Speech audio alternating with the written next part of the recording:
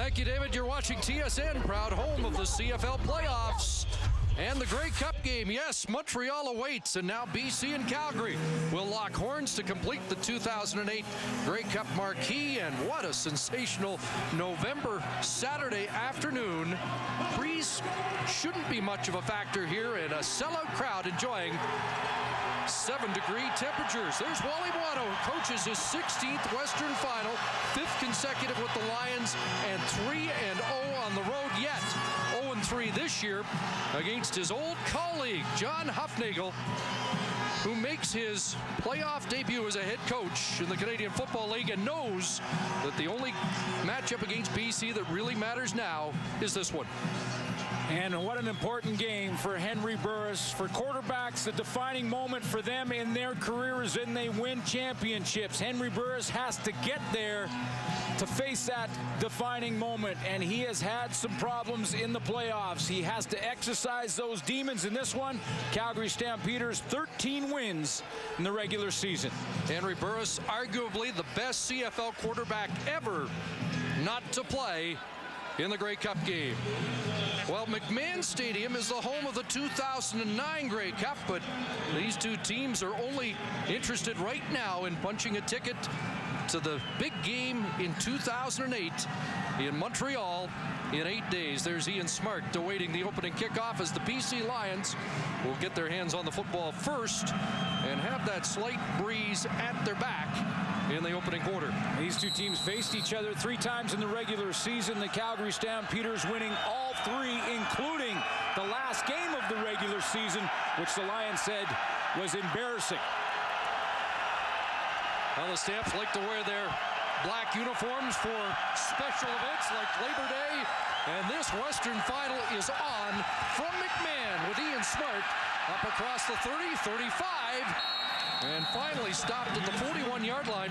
And Buck Pierce will lead the Lions offense onto the field coming off his playoff debut last week that got some mixed reviews, but I thought all in all it was a strong performance by the young quarterback. Well, it certainly was, because he got the win in hostile territory, Mosaic Stadium in Saskatchewan. Stephon Logan, one of the most dynamic players to play in the Canadian Football League in a long time. There's a receiving core with Geroy Simon, Jason Claremont inside, and the offensive line, Jimenez and Murphy at tackles. And they'll have to deal with some Stampeder fan noise early, and a quarterback draw, so Buck Pierce goes to work on the ground, and he'll get down at midfield, close to 15 for Pierce on the opening play. BC Lions taking a play out of the Calgary playbook right out of the gate to try and settle down the young buck at the quarterback position. And I say that because of the final 4 quarterbacks heading into this weekend. Buck Pierce, of course, the youngest with the least amount of experience. They mark it just beyond the 53, so it's a 13-yard run. High formation, and now Lyle Green in motion, and Stephon Logan with a cutback, and Logan with a huge hole, and is tripped up at the Stampeder 40-yard line. He chewed up big yardage 2 weeks ago, 226 from scrimmage against the Calgary defense. Yeah, he'll be the #1 target for this defense that are led by Charleston Hughes up at the defensive end. 12 tackles for losses. That led the Canadian Football League for Charleston Hughes. Jawan Armour in 3 games versus BC, 16 tackles. That led all of his teammates on defense. There's the secondary, one change there. J.R. Ruffin playing at halfback in his first game of the season. And that will be an interesting storyline to follow. 16 for Logan. Back-to-back first downs, and time for Buck Pierce to throw. And that one incomplete. Intended for Logan. Buck Pierce over 3,000 yards on the season, winning his first playoff game, his first start last week. These BC Lions gave him excellent field position in that game in the playoffs in the semifinal with 4 turnovers in the first quarter. He didn't capitalize on those turnovers, but didn't have to. Had a very good second half. 2nd and 10 after the incompletion at the Stamp 41-yard line. And Pierce guns over the middle, complete and a first down, and that is the rookie Ryan Grice-Mullen. Last game of the regular season, Ryan Grice-Mullen got his first start and a chance to play against this same Calgary Stampeder football team and was the leading receiver in that loss for the BC Lions. He had 5 catches in that game, 113 yards and a touchdown. So right out of the gate here, first series for BC, Buck Pierce goes to that familiar target against this team. 15 for Grice-Mullen. He had a 67-yard touchdown here 2 weeks ago, a game in which BC was dominated, and yet at the end of the day it racked up 499 yards of offense and some early movement on that offensive line, and it looked like the right guard Shirko Hadji-Razuli. Well, we have a sellout here at McMahon Stadium. Procedure. BC, number 55. It's a 5-yard penalty. Remains first down. And that crowd may have caused some problems for the offensive line for the BC Lions. Hadji-Razuli gets called there. The legal procedure. It looked like Buck Pierce was trying to change the play on the line of scrimmage, and that caused the confusion. Hadji-Razuli, a valuable guy who did not play in last year's Western Final, and they missed him, especially when his backup Dean Valley went down with a concussion. First and 15, and there is Logan with another burst to the outside, and he's already putting on a show. Driven out of bounds late.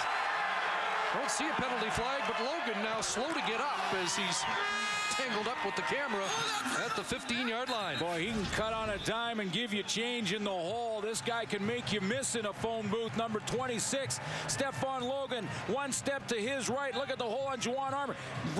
Cut to the outside there on the defensive secondary, and then he gets pushed out of bounds. He was still inbounds when he got the push. It was just hard enough to take him onto that natural grass on the outside here at McMahon Stadium. The safety Lysak with the jolt at 16 yards and another first down, and the Lions say they're learning more about Stephon Logan every week, and they like what they see.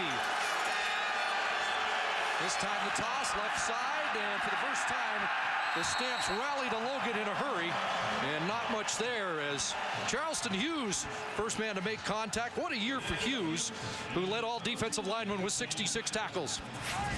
I mentioned the 12 tackles for losses, and Charleston Hughes, number 39, right there. Watch him step up the field. He's the guy who has to turn it inside to his teammates. He'll actually spin out of there. Jason Jimenez is trying to block him. He'll take it outside, contain Logan, make him turn into the teammates, and get some help from the rest of that defense. That time they stopped Logan, no gain, 2nd and 10 from the 15. Pierce with time out of the backfield. Logan, and that's busted up on a nice play by Dwayne Carpenter.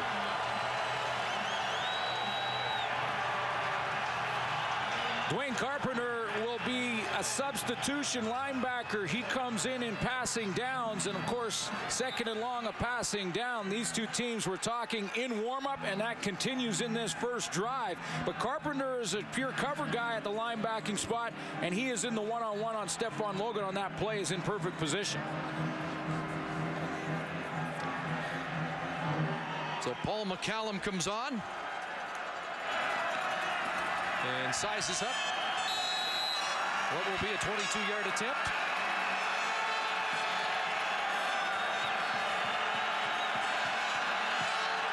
And the first points of the 2008 Western Final go to the BC Lions.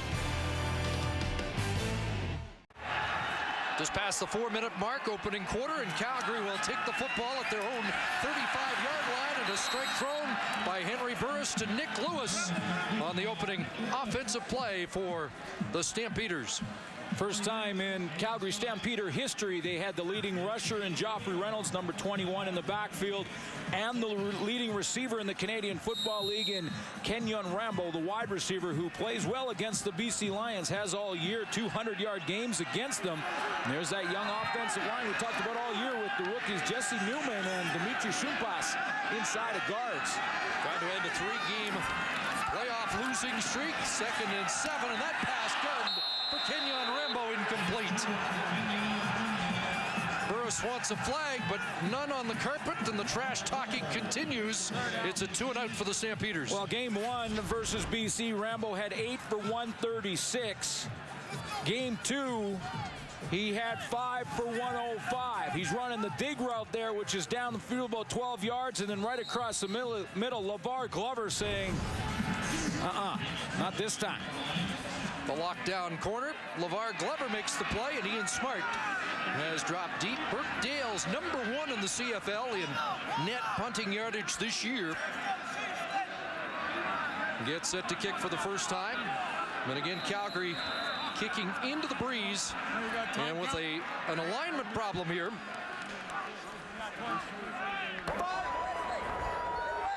Time count violation. Calgary, number 16, that's a 5-yard penalty, remains 3rd down.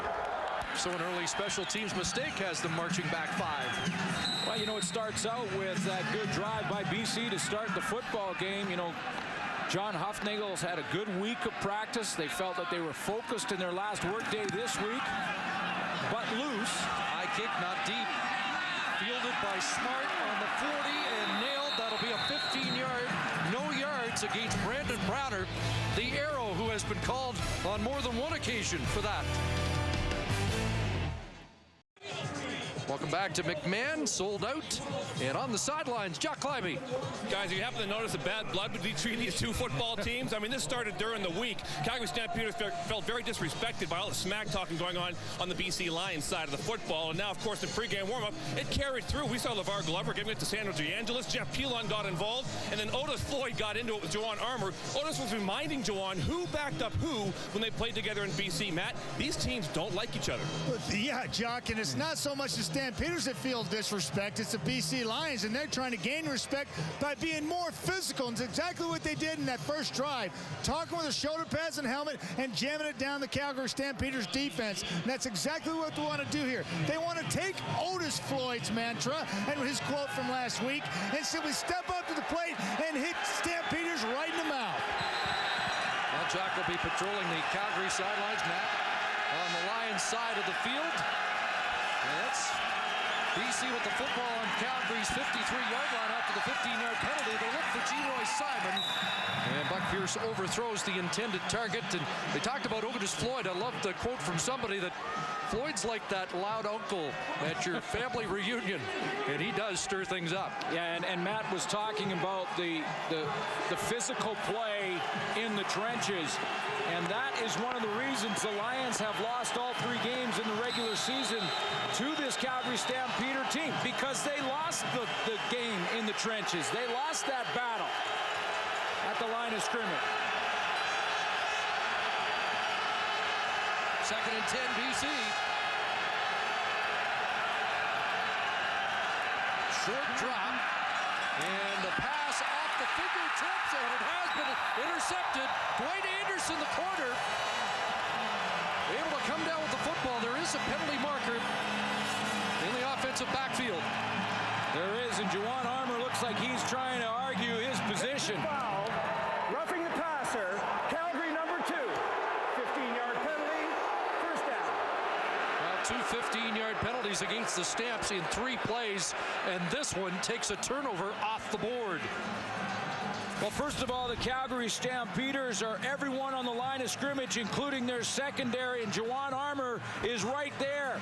Number 2, he's the top linebacker on the line of scrimmage, comes off the edge. Now, Lyle Green takes him initially. He goes through there and hits Buck Pierce low in the legs. You can't do that. That was a rule implemented a couple of years ago to protect the quarterbacks. And instead of a Calgary interception, it's a British Columbia 1st down. At the 38, back to Logan. Another penalty marker. And this play, I think, was halted prior to the snap of the football. Calgary Stampeders this year on defense have asked their secondary to roll up and play press coverage. Procedure, BC 60, not set for a second, remains 1st down. When you take a look at the secondary, this is what they're going to give you. Look at this, bump press coverage up here. He's going to walk up in the second of the snap. There's press, there's press, there's press coverage. Everybody on the line of scrimmage. The Lions are going to see a whole bunch of that from this Calgary secondary. The question is, can they make the big play? Chris Jones, the defensive coordinator, loves to get after it and play aggressive defense. second procedure call against the Lions. It's 2nd and 15. Quarterback draw. And Buck Pierce can't get by Mike Labinjo, who wrestles him down behind the line of scrimmage. And there's another marker on the field as the tempers have boiled over already here in Calgary. Now, there is a way that you can beat press coverage. In fact, there's a couple of ways. Holding BC number 56. That penalty is declined. It's 2nd down. Mike Labinjo fought through the hold of Rob Murphy to make that play. Chris Jones' theory on that press coverage is that it makes the quarterback make the perfect throw because there is a man close to every receiver. The downside of it is if you get Geroy Simon, if you can get Paris Jackson on a deep route to shake his man at the line of scrimmage, you have the chance for a big play. Penalty decline. They take the loss. It's 2nd and 18. Here comes pressure. They dump it off, and Logan's got it. Reversing field, Stefan Logan can't get outside as he's brought down on a terrific tackle by J.R. Ruffin in his first game of 2008, coming off a terrible knee injury after 5 games of the 2007 season. Well, and we'll watch J.R. Ruffin in coverage as well to see if they can, the BC Lions, can get maybe a one-on-one matchup with Geroy Simon on J.R. Ruffin. Now, on this play, Buck Pierce is forced to dump it off to Stefan Logan, and Ruffin just rallies for the tackle. Big defensive stand, sending BC backwards and out of field goal range. So McCallum angles the punt, and this one's going to bounce into the end zone. And Marcus Howell let it go through the back line. There are markers on the field once again.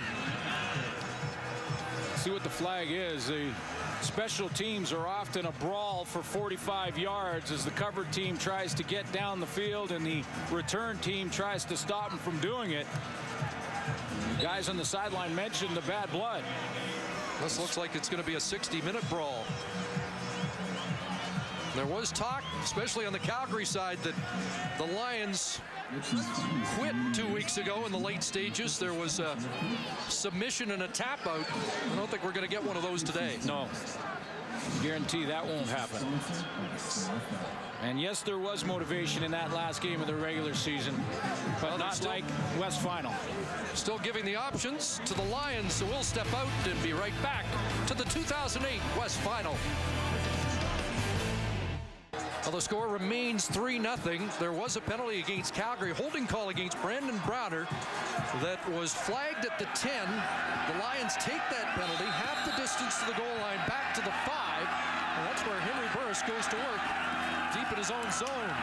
There's that zone read play and a keeper for Burris, and he'll get out of bounds, a first down, and give the Stamps offense a little bit of breathing room against this all-star laden Lions defense. Yeah, just 2 all-stars on the offense for the Calgary Stampeders, the #1 team in the West. 5 on the Lion defense, including 3 of those 4 on the defensive line. Cameron Wake, the leader. We've talked at length during the season about him and will again here this afternoon. There's the linebacking core and 2 all-stars in the CFL in the secondary, Baron Miles and Dante Marsh.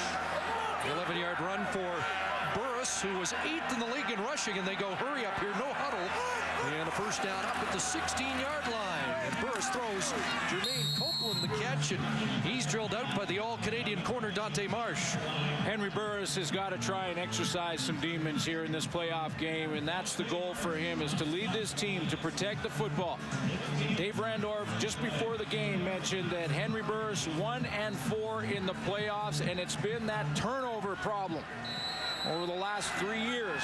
As a member of the Calgary Stampeders that he's trying to avoid and eliminate in this one.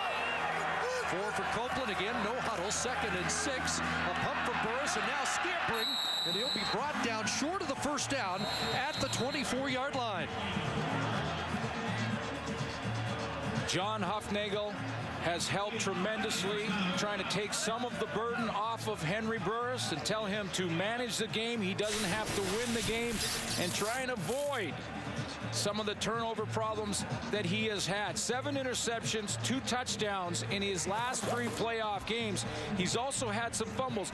In fact, 10 turnovers for Henry Burris in 12 quarters in the playoffs over the last 3 years.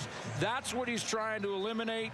So far, so good in this football game, but Burris is trying to cut that out, and they feel if they can do that, they should win this game. Slow start for that. Heads up! Stamps offense.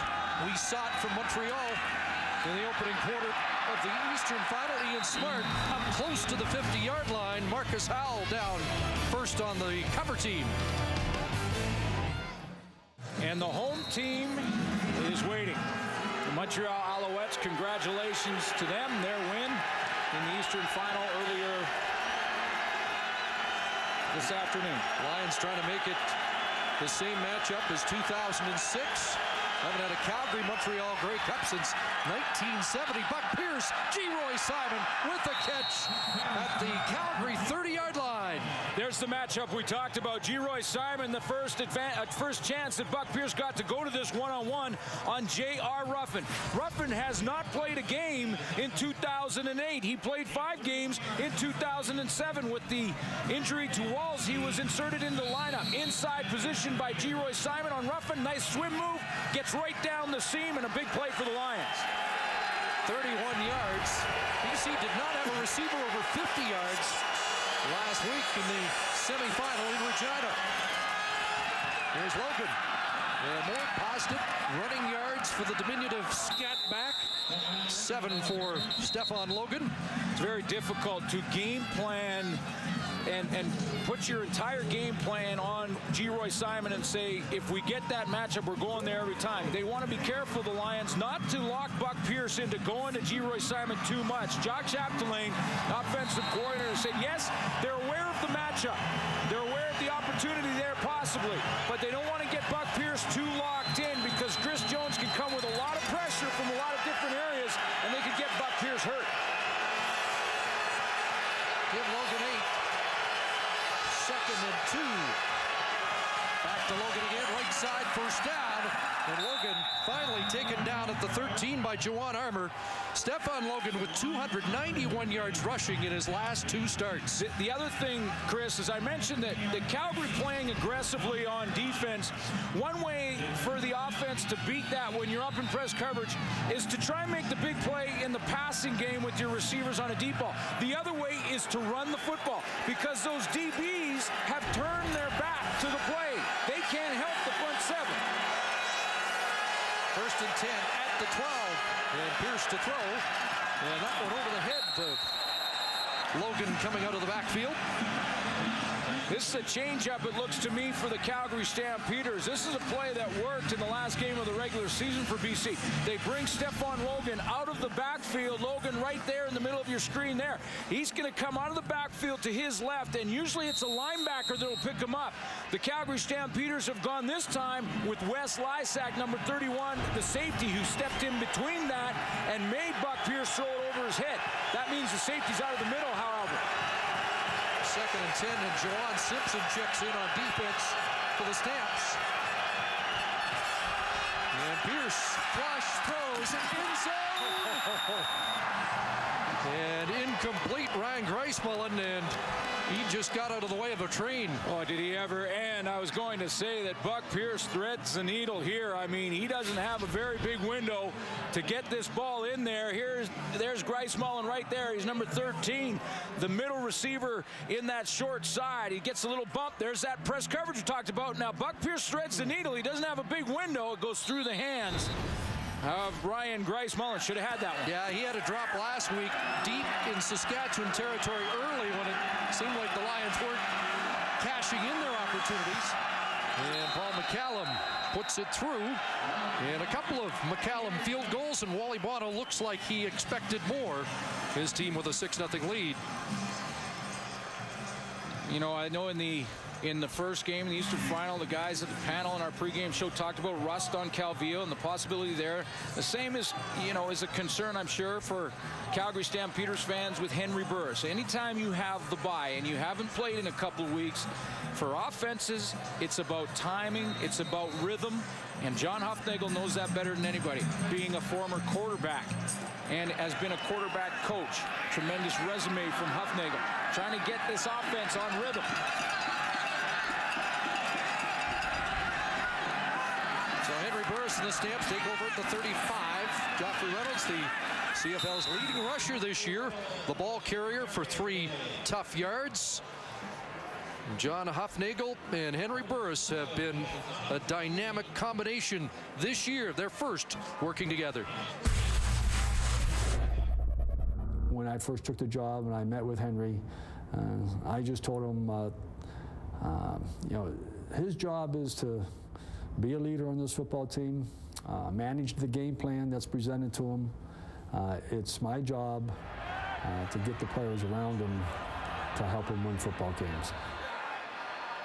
And it's been a winning tandem and formula so far. 2nd and 7, the long out, and it is complete. Kenyon Rambo, LeVar Glover gambled a bit there, and Burris was able to sail it over the corner's head into the hands of the top receiver in the CFL. And if you want to get your offense in rhythm, go to your go-to guy, and that's Kenyon Rambo for the Calgary Stampeders, who makes a great catch. This is the kind of throw and catch that can put an offense right in their zone, because it was a contested throw, because you're right, LeVar Glover took a gamble, came underneath, and Kenyon Rambo maintained concentration.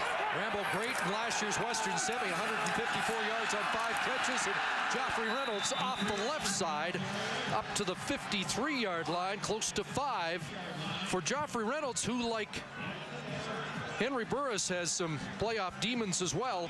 Yeah. 3 fumbles in the last 3 playoff starts for Joffrey, and he has averaged under 50 yards per game in his last 3 playoff starts. But they have to get him going, and because the Calgary Stampeders against BC this year have been unbelievable running the football. Joffrey has 200-yard games against the Lion defense along the ground. George Cortez knows his importance and the balance that can help out Henry Burris a ton. But when you look at rushing against the BC Lions, the Calgary Stampeders are killing them at the line of scrimmage. Reynolds to the sidelines, and Demetrius Summers checks in at running back, 2nd and 5. And Burris in trouble, and the Lions have got to the Calgary quarterback for the first time today. Aaron Hunt, first time All-Canadian at defensive tackle. Looks like he got there first. Yeah, and it was just straight 4-man pressure. 1, 2, 3, 4 along the line, but that's probably the best 4 in Canadian football in a long, long time when it comes to straight defensive line play that can get after the quarterback. When you look at Brent Johnson, Cameron Wake, Aaron Hunt, maybe the most underrated. Although he was a CFL All-Star, people are now just noticing how strong and how good of a football player Aaron Hunt really is. Yeah, 11 sacks for Hunt, 10 for Brent Johnson, and of course, the league-leading 23 from Cam Wake. So again, Dales has to kick it away. Ian Smart from inside his 20. And Smart taken down on a solid tackle after the 46-yard kick. 5 on the return. And the tackle made by Juwan Simpson. So 9 seconds remaining, first quarter. And the Lions with a 6-0 lead. And the Wind at their back for one more play. And it's Jarius Jackson coming in, which is the most interesting coaching decision of this first quarter. It really is, and especially on first down. I mean, we saw in the semifinal that Jarius Jackson will play on 2nd and short, and he'll play on 3rd and short yardage. Jackson, of course, came in and had one of the biggest plays last week, the 2nd and short touchdown of 31 yards. And a quarterback draw, Jarius Jackson across the 35. And that's why. Put him in to run a quarterback draw, get a first down, and then Buck comes back in, I'm sure. Final play, first quarter here in Calgary.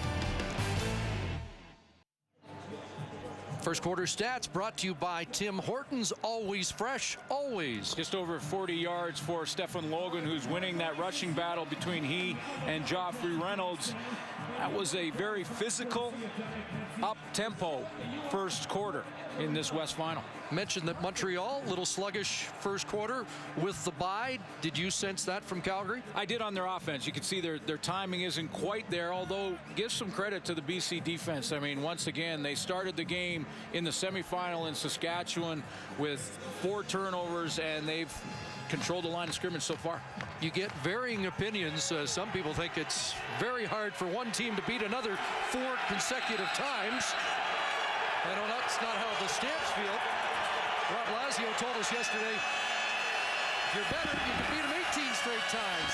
Buck Pierce back at quarterback for BC and looking for Simon, and overthrows the intended target, who was well covered by J.R. Ruffin, the DB on the spot for Calgary today.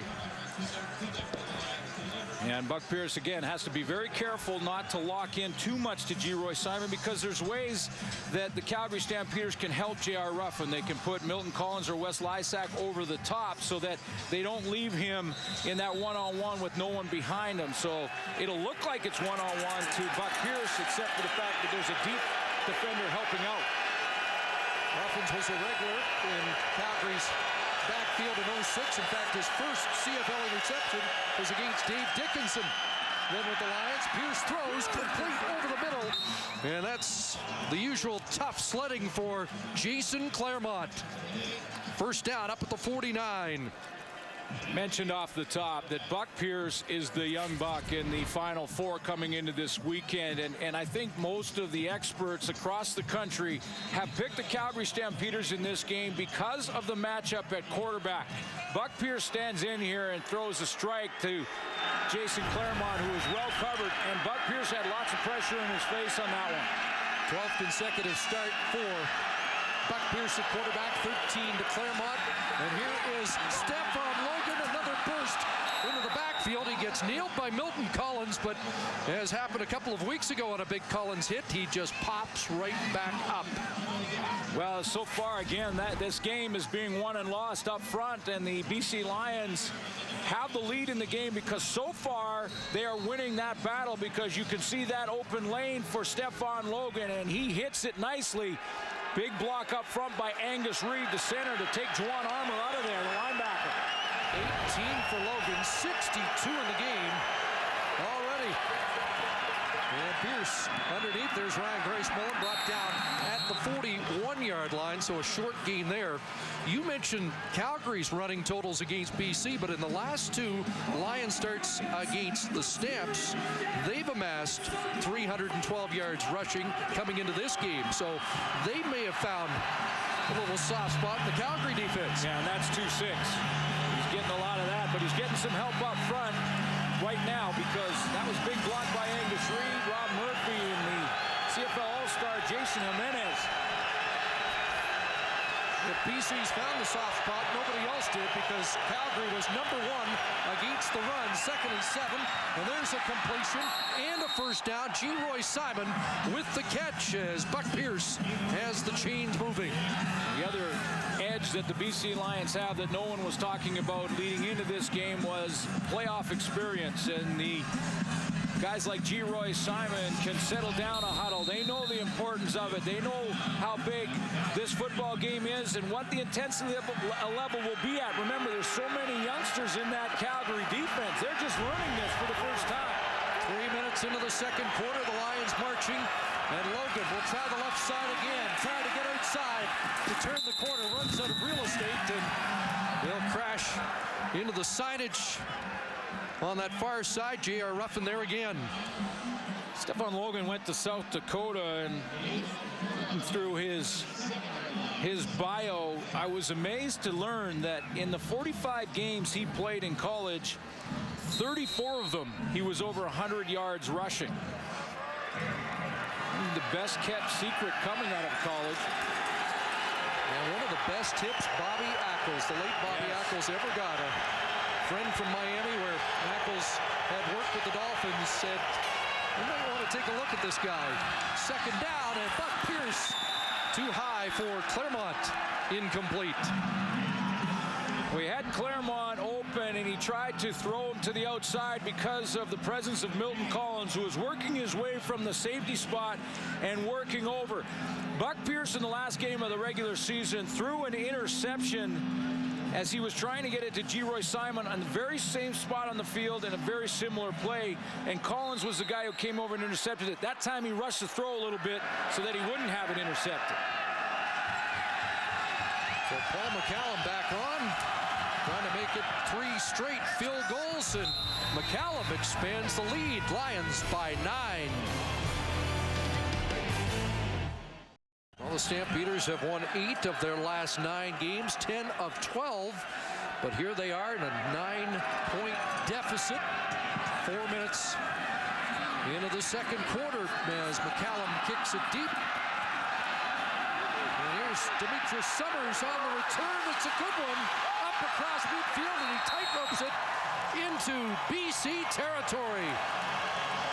There's an adrenaline boost that the Stamps needed. 51 on the return. If you watch the Eastern Final, you know how important that third phase of the game can be, and that's the special teams phase. Big plays in that game before we got to this one here at McMahon Stadium, and this could be the play that ignites the Calgary Stampeders a little bit, lights a fire underneath them, and gets them going, because Demetrius Summers takes this up, and that's the key to this return, as he sells it to one side, the wide side of the field, to his right with the first 4 or 5 steps. Then he breaks back to the left, and that's why he's got that wall set up for him. It's McCallum who knocks him out.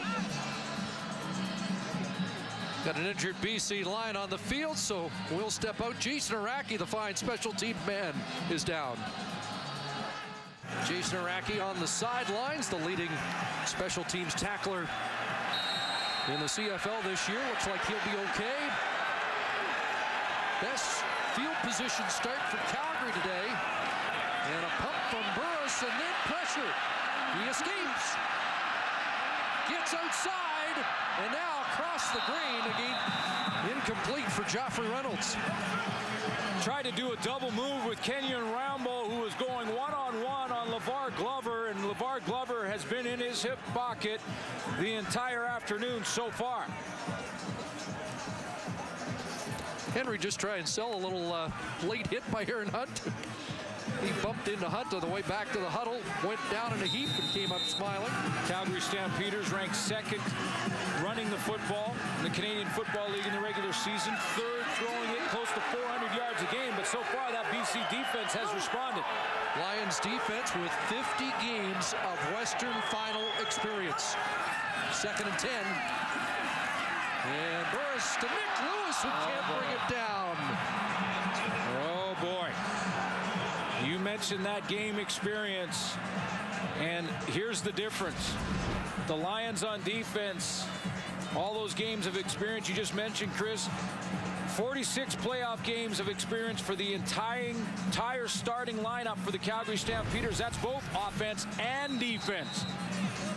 Surprised to see Nick Lewis. His playoff numbers not very impressive. 9 catches, 83 yards in his previous 3 playoff games. So it's not all Henry Burris. Joffrey Reynolds has struggled in the playoffs. Nick Lewis hasn't put up big numbers. And they've got to climb that hurdle. Good kick by Dales to get it inside the 20. And out of bounds as we approach 5 minutes of this second quarter with the Lions in the lead. Welcome back to McMahon Stadium. Let's go straight to the sideline. Jacques Climie with Calgary. Guys, before the game and talking to the BC Lions and Geroy Simon, they wanted to do a lot to get him open by moving him around. They're getting a lot of different formations, which right now the Calgary Stampeders defense is having a tough time with. On the sidelines here during that last break, Juwan Armour, the rest of the defense, we're talking with Chris Jones, trying to figure out who's got who's following Geroy Simon, and J.R. Ruffin basically is a guy, he's got to man up with him and follow him wherever he goes, Matt. Chuck, offensive line domination, defensive line domination for the BC Lions. They're out physicaling the Calgary Stampeders. Defensively, what they've done is simply slid Aaron Hunt over the top of Lazio, getting to draw in a double team, freeing up Jesse Newman, and trying to attack the youngster in his gap. Matt Wally Bono's message was to be more physical, don't turn the ball over. And so far, it has been a key combination for the Lions. Stefan Logan stacked up that time. Miguel Robidet, the former #1 draft choice of the Stampeders, plugging the hole. 1 sack against the Lions in their 3 games in the regular season for Robidet, and got a little help there from Juwan Armour, who led all of his teammates in tackles against the Lions in 3 games. So the two get Buck Pierce backed up in the shadow of his goalpost in 2nd and long, which plays to the defensive side of the ball. Robidet challenged in training camp by John Hufnagel to step up and prove that he deserved a spot in his team. And he's had a solid season, 5 quarterback sacks. No gain for Logan, 2nd and 10. And here comes the safety blitz from Lysak. They get it away, complete to Claremont, but brought down by Brandon Smith. And that'll be well short of the first down. Wes Lysak did come on the blitz. You're absolutely right, Chris, and it was well blocked and picked up by the BC Lions on offense. There's the safety there. He's sneaking up into the line as Buck Pierce calls the signals. Now he goes, and he's trying to go right through that gap. Look at Lyle Green. Steps right into him, so Buck Pierce has the time to throw it. But a quick close by Brandon Smith holds BC short of that first down yard mark. Best defensive sequence and the first 2 and out for BC. Howell waits at his 50. Is this where Wally Bono exercises the option to give up a safety? It is indeed. And McCallum's going to try and take some time off the clock first as he does step out. And so Calgary is on the scoreboard now, down by a converted touchdown. So 9-2 the score. Henry Burris has said that being winless as a playoff starter in Calgary is history, and he doesn't want to really talk about it, but it was interesting that John Hufnagel addressed it with his quarterback this week. Yes, he did. He has the experience of working with Peyton Manning, who was going through a very similar situation as Henry Burris is, in that he had not won that big game, and he actually had a PowerPoint presentation showing some of the old clippings where the media was hard on Peyton Manning, said he couldn't win the big one. He showed that to Henry Burris this week in a one-on-one conversation with the PowerPoint, and then he showed him the headlines after Peyton Manning threw 5 touchdown passes in the Super Bowl and they had won, and said, that's your time. Yeah, there were some striking similarities. Manning 0 for 3 in big games, trying to get to the Super Bowl.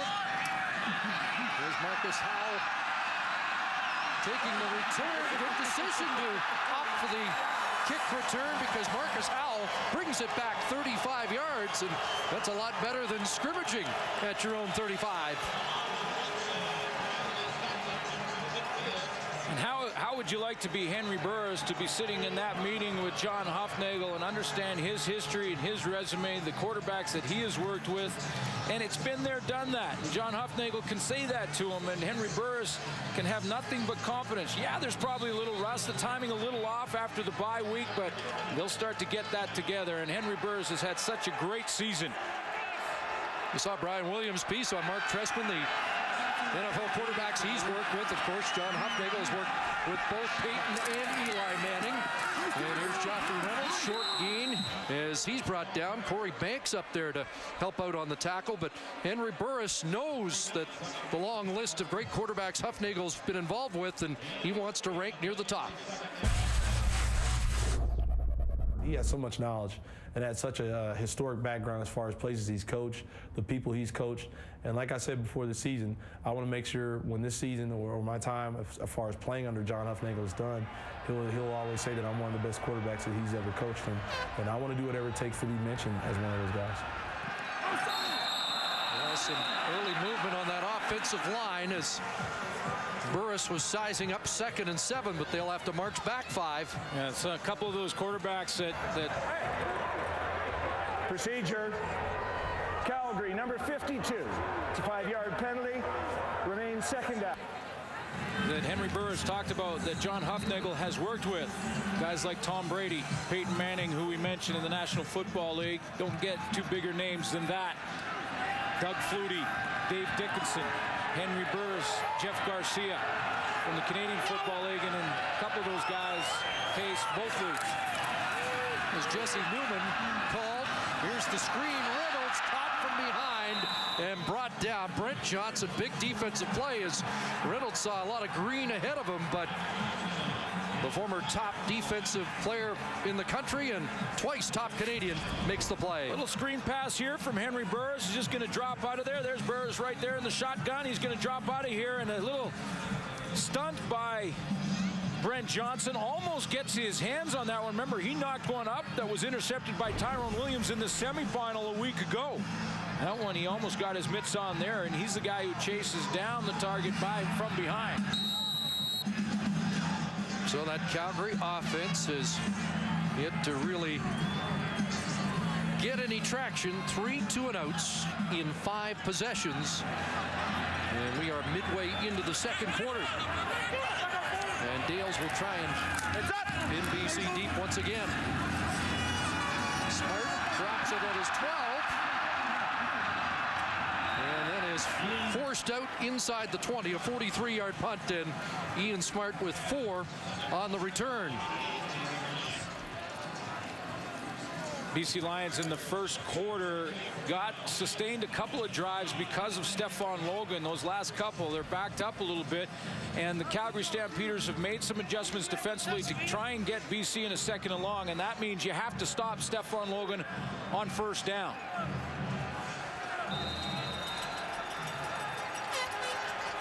Lions will start at the British Columbia 18-yard line. Bunch formation to the short side of the field. And Logan again finds room up the middle. And Stephon Logan up around the 26-yard line has 8. Salim Rashid and Juwan Armour, the linebackers, to show you on first down how close to the line of scrimmage they really are. And this is why Stephon Logan, look at this. Usually the linebackers are lined up 4 or 5 yards back from there. They're usually about 5 yards off the line of scrimmage. You can see they're only 2 because they want to eliminate the gaps and try and stop or control Logan. And Logan already 79 yards on the ground, 2nd and 2. And Logan looking for a first down is dropped at the 29-yard line. Big hit there by Robitaille, but it is a BC first down. Well, and this is what happens, though. There's a downside to this. They've got their linebackers up, and again, that play, Salim Rashid and Juwan Armour up on the line of scrimmage, and it's going to be Charleston Hughes that makes it. Look at them again. Look right up in the line of scrimmage. That means they're sucked up to stop the run. They still gave up the first down. There's Hughes with the tackle. The downside of it is play action opens up that zone in behind the linebackers to throw the football. And Logan's previous 2 starts against Calgary, 95 and 138 yards. Play action fake, and now Ryan Grace Mullen up near midfield. Pulled down by Dwight Anderson at the BC 54-yard line. Juwan Armour again, here we go, and this is exactly what we just talked about. Armour, see how close he is to the line of scrimmage? What does that open up? That opens up that intermediate zone in behind. Where is Ryan Grace Mullen going to end up? Little play action, keep Armour in the line of scrimmage, layered patterns across the middle. There he is, right over the middle, in behind the linebackers. 25-yard pickup, enhancing Lion field position. Buck Pierce, 8 of 15, 98 yards so far in the Western Final. Back to Logan, little stutter step, and oh boy, great yards for Logan when it looked like nothing was available. And this has got to be frustrating Calgary because they are playing to stop Stephon Logan, and they're missing a couple of tackles in the hole. Let's see this same play, and I'm going to show you Juwan Armour one more time. There he is, right up in the line of scrimmage. This defense, folks, is designed to stop the run. He makes the right move, he gets to the gap, and Logan makes a miss anyway. So Armour up there again. 8 more for Logan. And why not hand it off again? And Logan to the 45, and he'll be pulled back. And again, the ball loose after the whistle. I'm not sure what that forward progress, where he'll get to. Well, they're going to give him the first down. That he did get to that 45 of the Calgary Stampeders, which is where they needed to be. So Logan will step out for a play, and Ian Smart checks in. And you could guess that whatever team ran better today was going to end up on top, and so far it has been an accurate barometer. Chris, the Calgary Stampeders, they just noticed the 3-minute warning coming up, and they were having some problems getting the right personnel on defense. And so a timeout called? Yeah, because there's 13 seconds left, so they couldn't get to that 3-minute warning, or they would have taken the delay of game. They're taking a look at something here. Well, they're going to... Well, we did not see the challenge flag come out, but yes, it is just in front of the Calgary bench, and they want to know if they recovered a Logan fumble on that last play.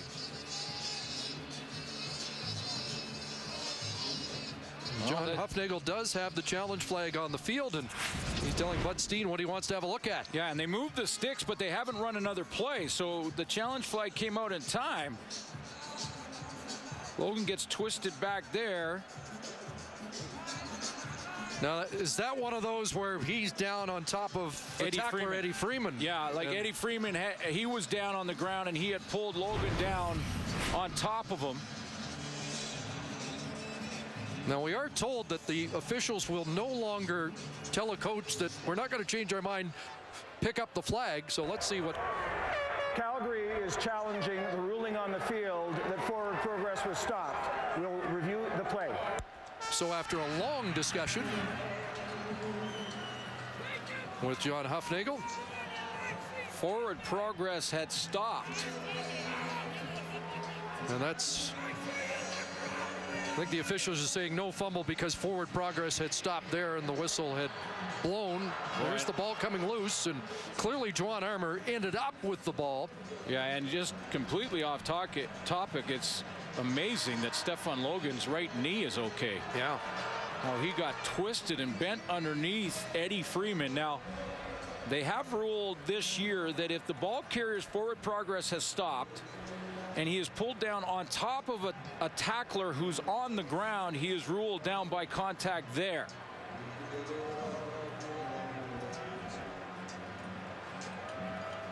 And you could see that Freeman was on his back on the ground and Logan on top of him. There enough evidence to change Bud Steen's mind on that replay. It could be a big play in the game, because right now BC's got a first down at the Calgary 45. Well, no question, huge play, and it has to be conclusive to overturn, because the sticks were already moved to indicate a first down for the BC Lions. We have not had a turnover in this first half of play. And Stefan Logan, 12 carries, 93 yards already in this first half. Upon review, the player's forward progress was stopped. It is BC's ball. I think the correct call is made there without question, and first down for the BC Lions. More look at it, like his forward progress, not there, but right there as he twists backwards and now is on top of the tackler who's down before the ball came out. Seen Wally Bono a lot on the sidelines. I've never seen him as intense as we've seen him so far today. Pressure, and that pass incomplete, and a flag in the backfield. It's going to be holding against the Lions.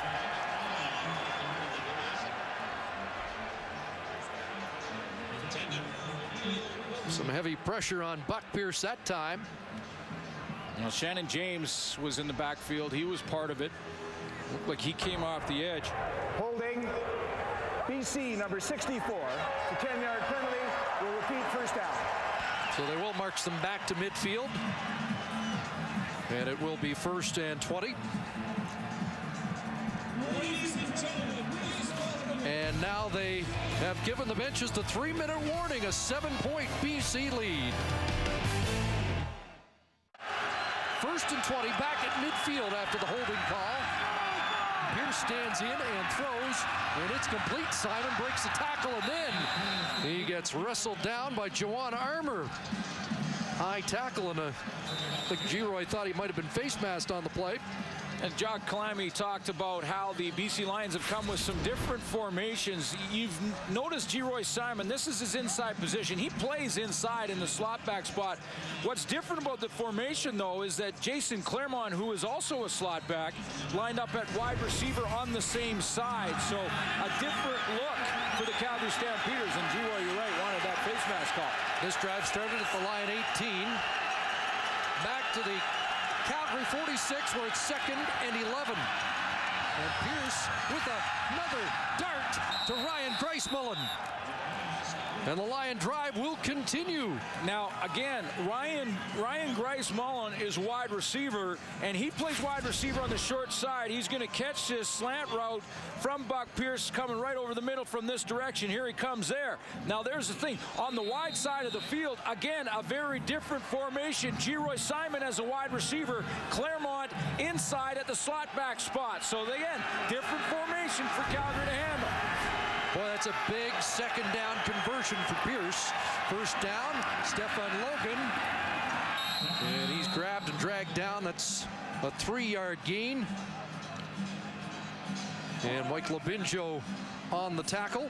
It's a key 2nd down and a key drive for both teams here, because like last week, when you talk about the Calgary Stampeders, they need to stop here. They haven't got their offense going, and they can't afford to slip in and give up a major here. Wally Buono from last week in the semifinal had those 4 turnovers in the 1st quarter, didn't capitalize on them. It didn't hurt them there, but this is the Calgary Stampeders offense. 3 for Logan. He has 95 and a half, 2nd and 7. Pierce stands in, throwing, and over the head of Claremont and Shannon James. The top defensive player on the Stampeders this year was stride for stride. Well, you got Geroy Simon and working with Jason Claremont. There's Claremont right there. Simon is going to waggle down here, and then he's going to try and make the pick, and Claremont does the wheel around him. So watch how this develops. When you get press coverage, that's defensive backs and linebackers in bump and run. If you can run those rubs, those pick plays, you might get a guy open. That time, James fought his way around it. So Paul McCallum trying his 4th of the 1st half. This from 32 yards out. And McCallum puts that through. And it is again a 10-point lead. Big stop, though, for that Calgary defense. It really was. Again. And in this Western final, number 82, Nick Lewis wears the mic for TSN. Here we go.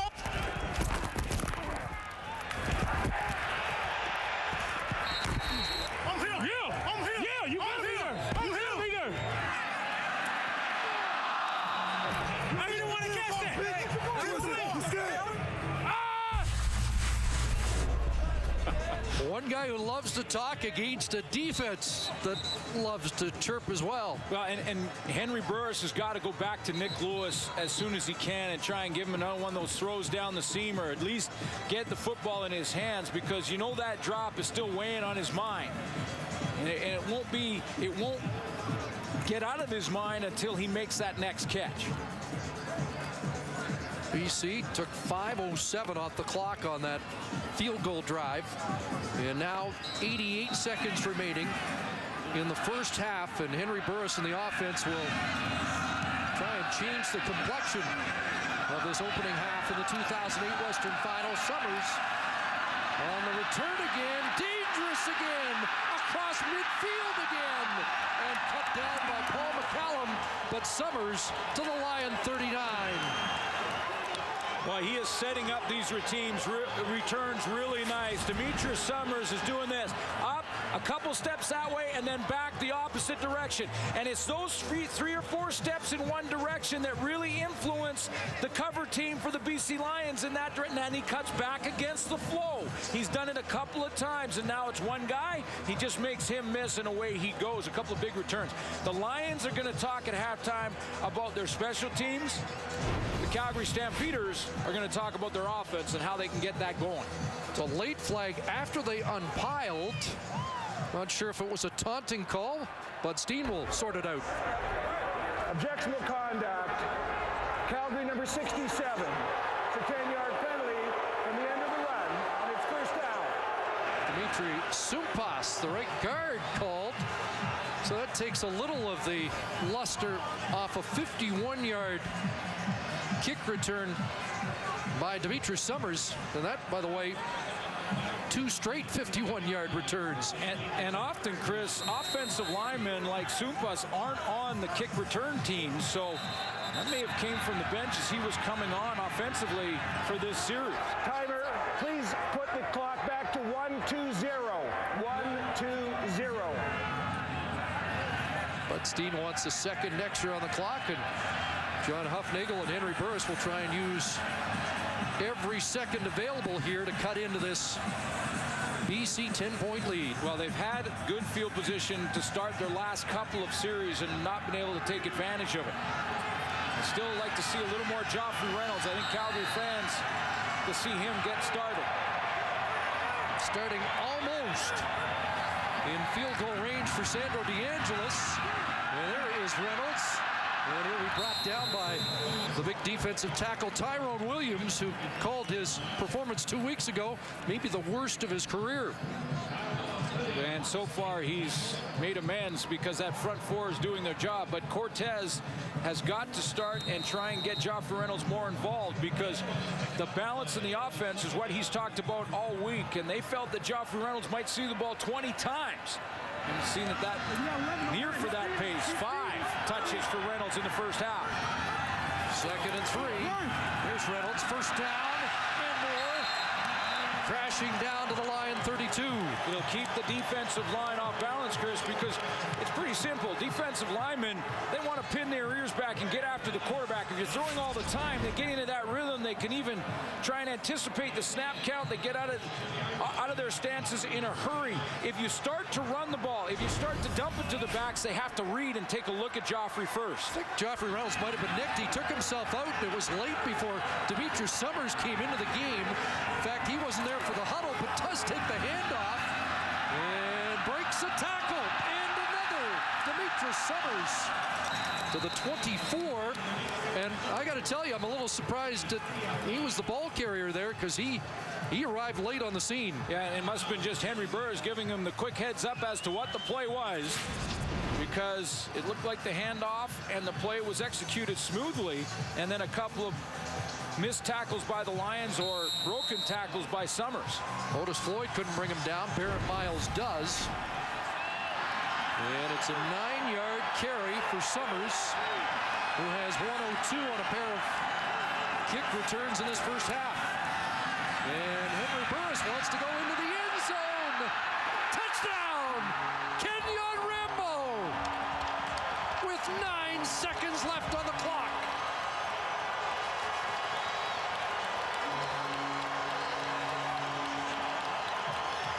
It took almost an entire half, but finally the Stamps offense reports for duty. This game is all about momentum.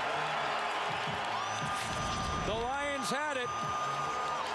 Calgary Stampeders just grabbed some of it in one throw. And it was a contested catch in the back of the end zone. And what a catch by Rambo. All Canadian against all Canadian. Rambo over Dante Marsh. 4 plays. A minute 19. DeAngelis the extra point. It's a 3-point Lion lead, but a much different game now than it was a very short time ago. 8 touchdowns receiving in the regular season for Kenyon Rambo, working one-on-one on Dante Marsh, who's going to open the gate a little bit. And what that means is, as Foul, unnecessary roughness, BC, number 27, forget ball foul, 15 yards will be applied on the kickoff. That's a LeVar Glover penalty. As Rambo ran by Dante Marsh, he opens the gate. He doesn't get physical with him. He won't get his hands on him. And he allows him that straight go to the back of the end zone, then tries to catch up. He does catch up, but not in time.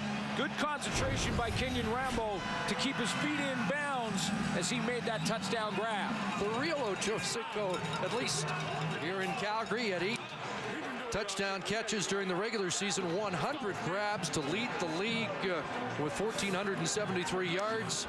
And that for Henry Burris for the season now, his 40th touchdown pass. And he has been a lion tamer. Kenyon Rambo over 300 receiving yards in 3 games in the regular season against BC.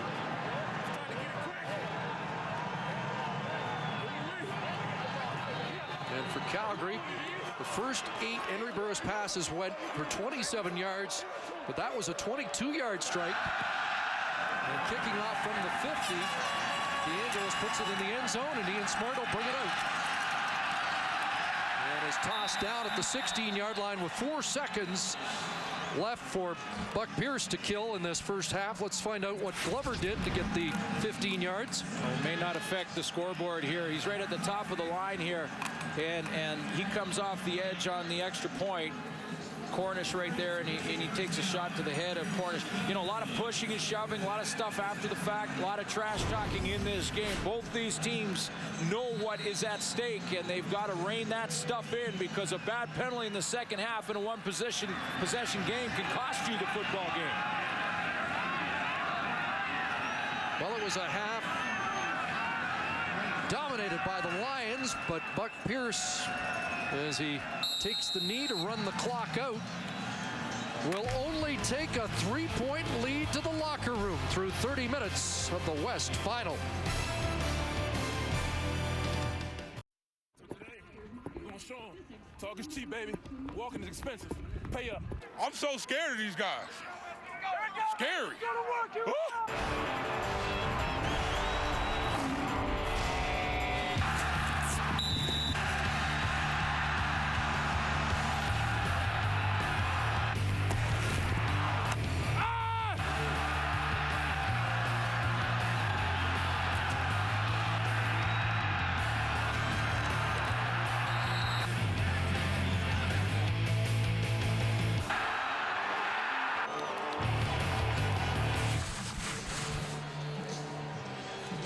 You're watching TSN, proud home of the CFL playoffs and the Grey Cup. And this Western Final, 12-9 as we head to the third quarter. But first, Farhan Lalji with John Huffnagel. Coach, after not being able to move the ball for most of that first half, how big was that last drive for Henry and the offense? Well, it was big, no question about it, for both sides of the football. It was very important for us to get some points on the board before we went into halftime. Now we got to keep on going to second. Yeah, how good do you feel right now? As much as the yardage has gone in BC's favor, you guys are right in this. Well, our defense, we got to stop them sooner, but they did a great job of keeping out of the end zone. They had to set up for field goals to give us this opportunity in the second half. Thanks, Coach. Thanks. So your thoughts? Well, the offense for the Calgary Stampeders have had to deal with that defensive line for the BC Lions, who have played a lot better in this game than they did during the regular season. And these two teams are right now 30 minutes of football away from a trip to the show. And it's not just about the regular season for these players. It's about their entire careers, all the time in the gym, all the time lifting weights, all the time they thought about getting to a championship game. 30 minutes away from accomplishing that. Calgary kick returns to the dangerous third quarter underway, and Demetrius Summers again up to the 40-yard line before he's taken down. Tad Crawford, the reserve safety, with the special team tackle as we compare the quarterback numbers through 30 minutes. Well, a lot will talk about what Henry Burris did not do in the first half. I want to talk about what he avoided, which is the interceptions, and that was the demon that he had to exercise in his playoff experience in the past. And Buck Pierce did the same thing. Didn't make any major mistakes, and he did move the football. 10 of 18. He got Stephon Logan involved in a big way in the first half. Those numbers hard to believe for Henry Burris, coming off a personal best season of over 5,000 yards rushing. There's Joffrey Reynolds, brought down quickly by former Stampeder, Grey Cup winner in 01 with Calgary, Otis Floyd. And so far, that front seven, and in particular the front four for the BC Lions, have controlled Joffrey Reynolds for the most part. He had a couple of plays late in that first half. Aaron Hunt, you heard Matt Dunnigan talk about they moved Aaron Hunt in, so he's over Rob Lazio to center a little more. Cameron Wake's making some tackles. He's been held up pretty well in pass rush. 2nd and 8. Here comes that rush, and that one almost intercepted. Dante Marsh had his hands on it, intended for Kenyon Rambo. And the key for the BC Lions coming in was to cancel all the gaps in the line of scrimmage. Let's take a look at that defensive front seven. Let's say Cameron Wake has the outside gap. That's called C. There's B gap Aaron Hunt. Tyrone Williams, let's say he has the other one on the opposite side. Brent Johnson, that's another gap canceled. You take one linebacker in that final two and Javi Glatt in the middle one. Now you've canceled the gaps, and you allow one linebacker to scrape to the football like in Jamal Johnson. Mike Benavides said that was the priority. Try and get the Calgary Stampeders in 2nd and long. Great duel of defensive coordinators, Mike Benavides and Chris Jones. And here's Ian Smart with the return. Kicking it outside. Burke Dales trying to track him. And Dales comes up with the tackle, but Ian Smart inside the Calgary 40-yard line. 55 on the return. Take a look at this punt cover team, and I'll show you the breakdown. It's going to be J.R. Ruffin. He's going to come down the field. Now, it's all about lanes and making sure everyone is in the lanes. Ruffin is right in the middle. He is going to trip, and that'll be the lane that is vacated. There's the trip there. He goes down. Now that middle lane, he's out of that middle lane. He was supposed to be right here. He's not there, and that's where Smart hits it. One guy goes down on the special teams. It was J.R. Ruffin, and that opens up a running lane. Ian Smart led the league in kick returns, number 2 in punt returns. Rips off 55, and it's a first down at the 38-yard line, and Buck Pierce goes to work. Back to Logan out of the backfield, and Stephon Logan with a first down, or close to it. And I know the Lions felt that Calgary didn't have an answer for 26 in the first half. No, they didn't. And this is a different way to use him for the BC Lions, is to get him out of the in the flat and throw him the football. He was effective running it. This time, Buck Pierce takes a look at him. He goes to looking the opposite direction, fakes the run, and then throws it out into the flat to him. He caught 8 for 88 2 weeks ago here at McMahon. First down, and Logan with another carry, and he can take the punishment as he brings it down to the Calgary 20-yard line. A lot of his 95 yards in the first half along the ground were those cutbacks, and he is so good at it. He hits the outside, then he'll cut back into the middle right there. Couple steps to the wide side, and then cut back up against the flow. And it's not only his tremendous quickness, his ability to change direction, but for Stephon Logan, it's his courage. He'll hit it in there. He's now over 100 yards, 3 times 100 yards in the regular season, now twice in the postseason. Has it again. Oh, baby. Escape that. Oh, baby, look at that one. Oh, he may have been shaken up on this one. He has been so durable, but got into a vulnerable position that time after another brilliant run.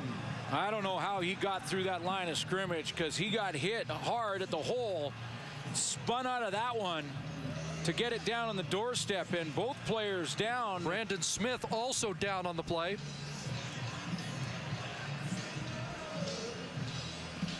And so while both players are getting attention, we'll step out.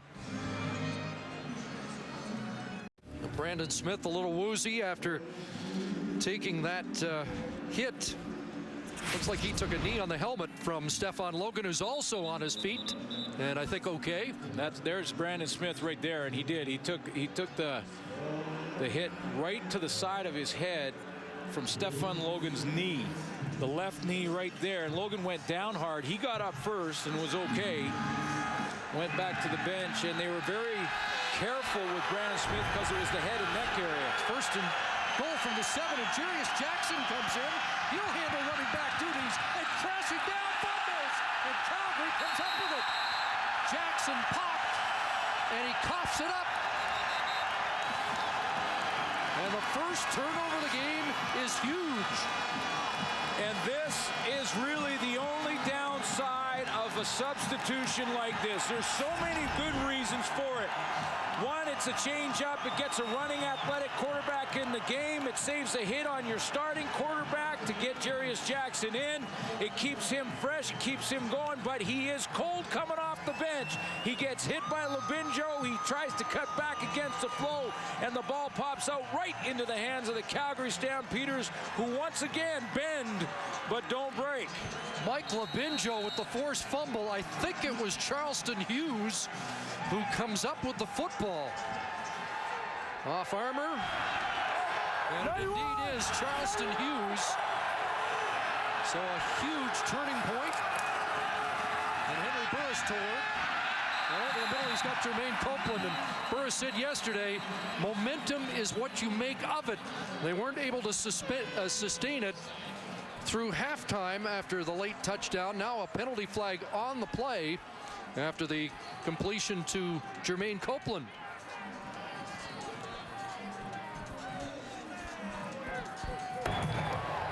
Illegal contact on a receiver. BC number 24. The gain was greater, therefore the penalty is declined. First down. Corey Banks called a non-factor as they take the catch by Copeland, who was held to just 4 grabs against the Lions in 3 regular season meetings. So first and 10. And a little more room to operate for the Calgary offense.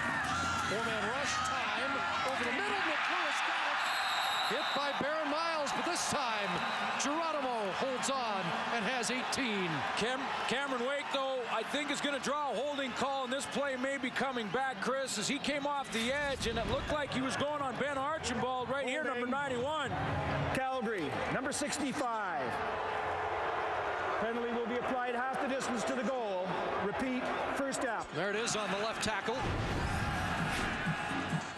So we haven't called Wake's name a lot, but there's his impact once again.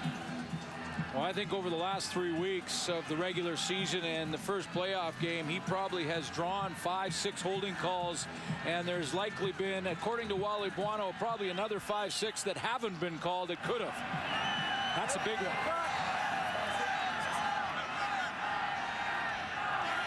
So the 18-yard gain negated. Now it's first and 18. Back at the 8-yard line. And Burris throws down and it's intercepted. Corey Banks has it. And Banks inside the 10. Touchdown. No, they'll mark him out at the 1. Corey Banks out at the 1-yard line as the teams trade turnovers deep in Calgary territory. And this ball just a little too far out in front of the intended target from Henry Burris. He's going to get some help on Wake from Nick Lewis. He tries to look back to the backside. The ball just thrown a little bit too far in front of Jermaine Copeland. And Corey Banks, who has had one of those seasons where he's given up some plays early on and he had some challenges throughout the regular season. He has bounced back and played his best football down the stretch and in the playoffs. 6 interceptions regular season, 1 against Calgary. His biggest of the year has set things up. First and goal at the 1. Jarius Jackson back in short yardage. Ian Smart, the ball carrier, and he is stuffed. They'll toss him back. Playoff intensity at its best. If you're going to get that inch, you're going to have to work for it. That's what the Calgary Stampeders are saying. After sudden change in the interception thrown by Henry Burris to Corey Banks,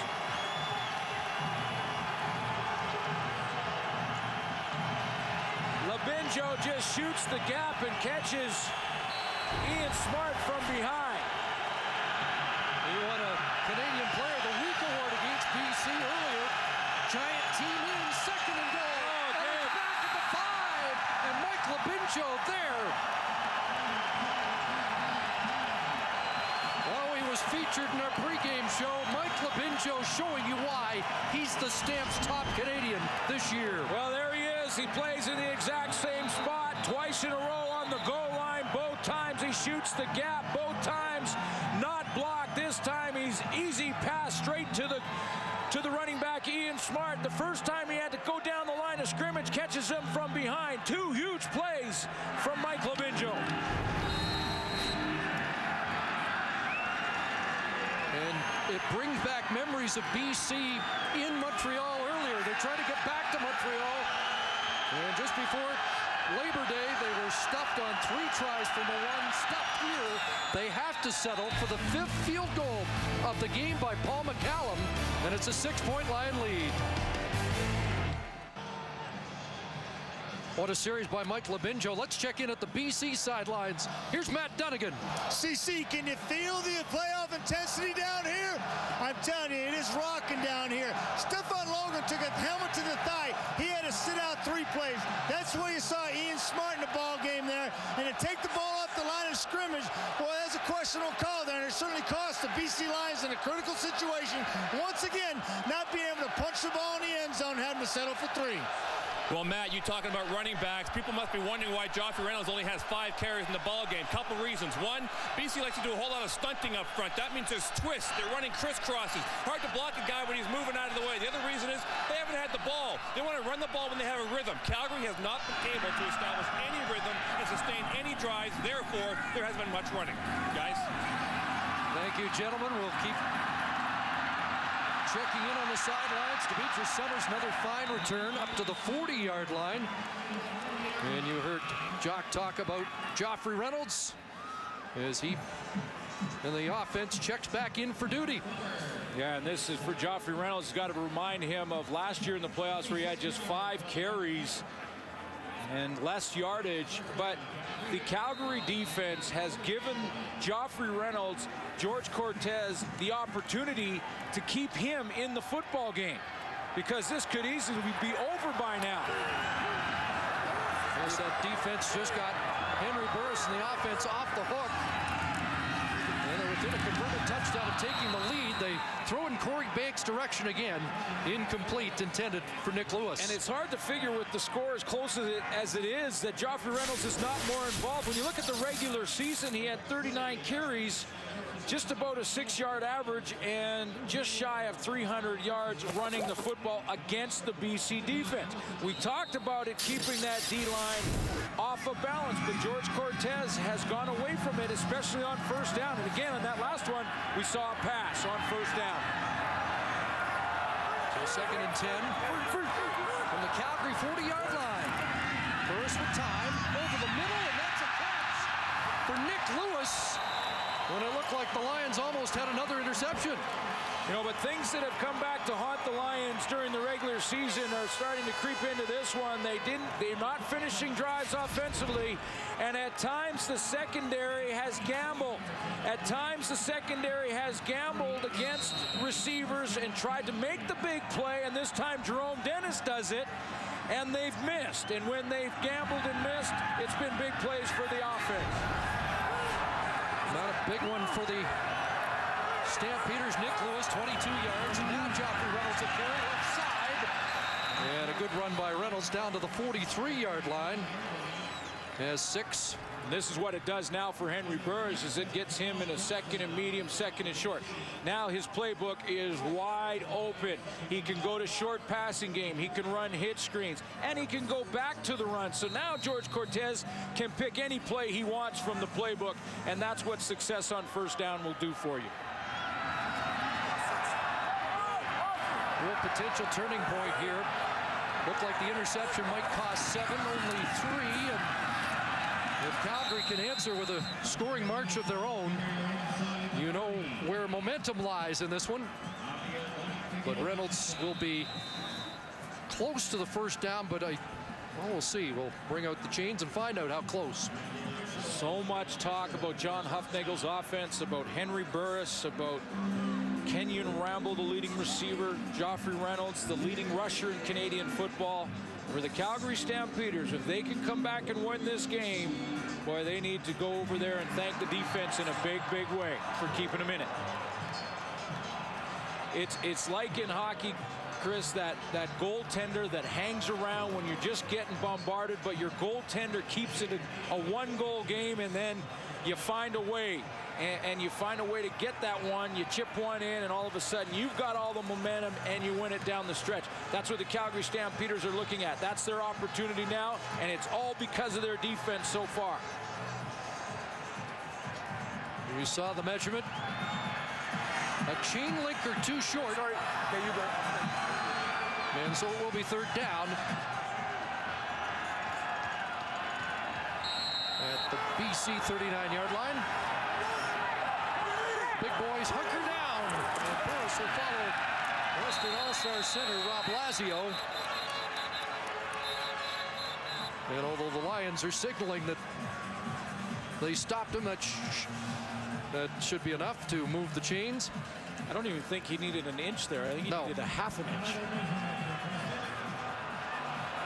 And Henry Burris still smiling despite the adversity of the afternoon. And they do bring the chains back out. So it wasn't automatic. Although once they put the chain down, it looked automatic. Yeah. They got it by a yard.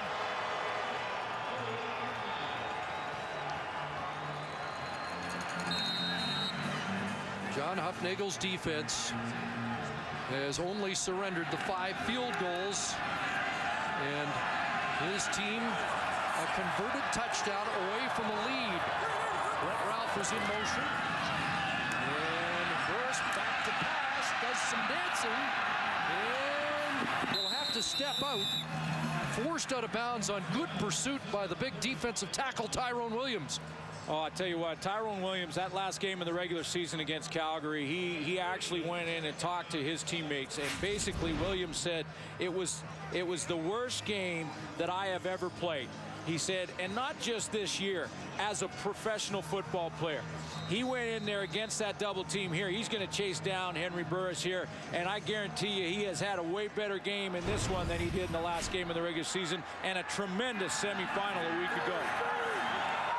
2nd and 7. Calgary's had the ball for about 3 minutes here. Their longest drive of the game time-wise. And that pass for Rambo. Airtight coverage from Dante Marsh. Incomplete. You know, that's been quite a battle. Dante Marsh, the All-Canadian, against Kenyon Rambo, who is, as we mentioned earlier in that first half, has had a pretty good success against the Lions. Kenyon Rambo got that one touchdown just before the end of the half at the back of the end zone. But this matchup, Dante Marsh has been right in his hip pocket. They tried to double move again where he's going to go down the sideline and a little pump fake, but Marsh isn't looking at the football. He's locked into his man and is right there. So sorry, Chris, not a double move, but a double pump from Henry Burris, the quarterback. Well, here is Sandro DeAngelis, leading scorer in the CFL this year, from 42 yards out, and Sandro puts it through. And once again, a field goal separates these teams in the West Final. Late afternoon in the foothills, and it has been a heavyweight clash. 5:31 left, third quarter, 15-12 BC. And the smallest guy on the field, the 180-pound Stefan Logan, has been the biggest story so far. And Logan back in for duty after having that thigh wrapped. BC starting at their 35 after the DeAngelis field goal. 5-receiver set. And Pierce runs out of time. And Calgary's defense is stepping up, led by Mike Labinjo. Chris, we could talk about those offensive stars like Stefan Logan, G-Roy Simon, Kenyon Rambo, Joffrey Reynolds. But the player of the game so far may just be Mike Labinjo, number 42, right there. Down on the goal line, 2 huge plays for Calgary. He comes off the edge here. Those are all-star tackles out there for the BC Lions. He bull rushes and gets that sack. And both ends had a meeting with the quarterback. Charleston Hughes there as well. And it's a loss of 8, 2nd and 18, 3-man rush. And underneath the pass, incomplete. Looked like it was intended for O'Neal Wilson. Look what he does back on the goal line. I want to show you that play one more time because Mike Labinjo on the goal line stand is the big play of the game so far. The offense for the Lions are slide protect like this. They want to do this, but one guy does it. Tyrone Williams right there. He steps out on Charleston Hughes, and that's why the gap is opened up for Labinjo. And hey, he says, you're going to open a gap like that, I'll take it. He's in the backfield. That's the play of the game so far, and he made another one in this series. Kid out of St. Mike's putting on a show. And if he had his way, he'd be playing a little offense too. An old high school running back who has lobbied unsuccessfully. to carry the football. Did catch a pass for a touchdown this year. Paul McAllister took it away, and not a good kick. And a little backspin at midfield. Look at the field position for Calgary. And a no yards call as well. So the Stampeders, after that short kick, almost in position to tie this game. Almost in Sandro DeAngelo's field goal position. 21-yard punt.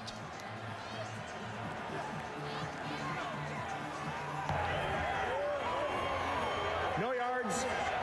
BC, number 70, it's a 5-yard penalty, and it's first down Calgary. It's been a heroic effort so far tonight by Mike Labinjo, but our true heroes are men and women in the Canadian Forces. We like to always honor them and say hi during our football telecasts and meet Private Paul Bennett, 2nd Battalion, Royal Canadian Regiment from CFB, Gagetown, New Brunswick, in South Afghanistan during Operation Athena. And once again, thank you to our men and women of the Canadian Forces. There's a pass for Nick Lewis, a quick hitter. Lewis down to the 41-yard line, so that's 6 for number 82, who set records this year, consecutive games receiving the football in Calgary, and 5 times a 1,000-yard receiver, 5 consecutive years.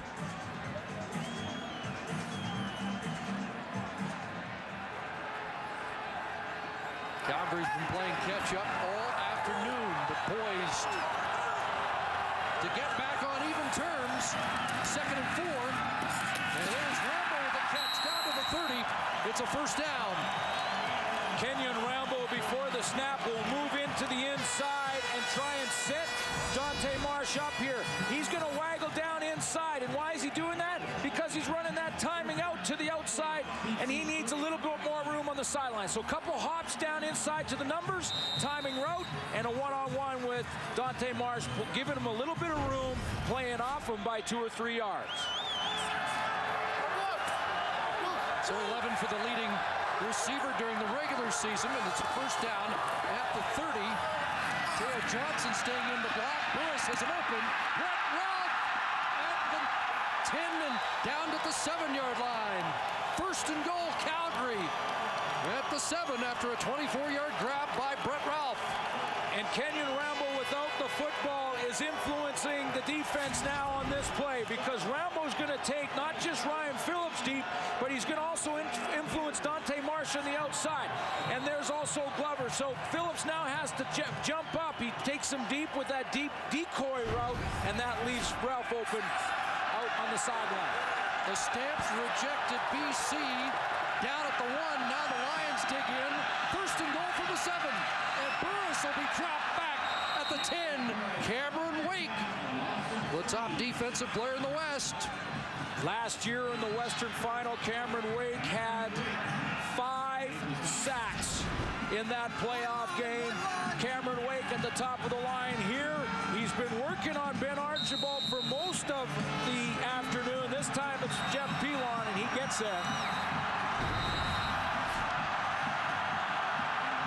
So now it'll be 2nd and goal from back at the 10.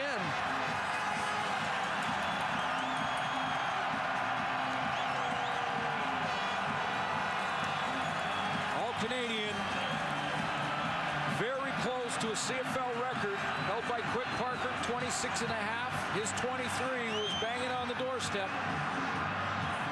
Won in the semifinal for Cameron Wake a week ago. Held to 4 in 3 regular season games against that young Calgary offensive line. But can the BC defense here on 2nd down come up with a stop? Because if they can't, Mike Benavides' defense then hands momentum to the Calgary Stampeders. Here we go, 2nd and goal from the 10.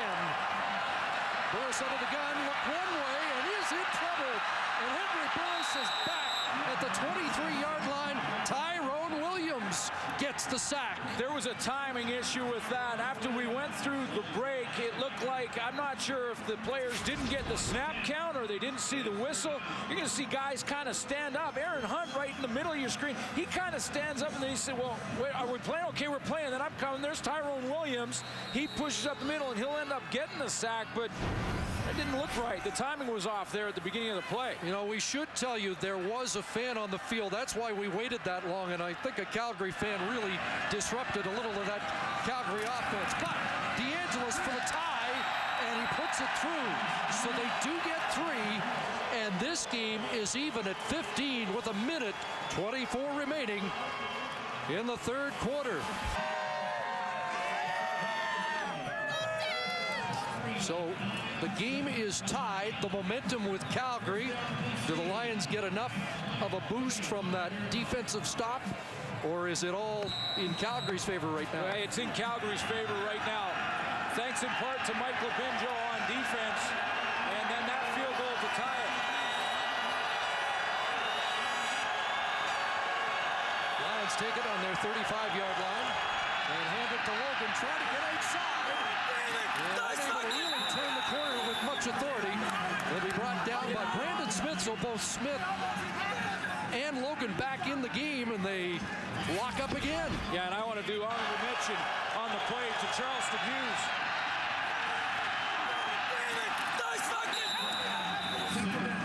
Because Brandon Smith cuts him off, but Charleston Hughes from the backside hustled out there and showed some speed. So together, they limit the game.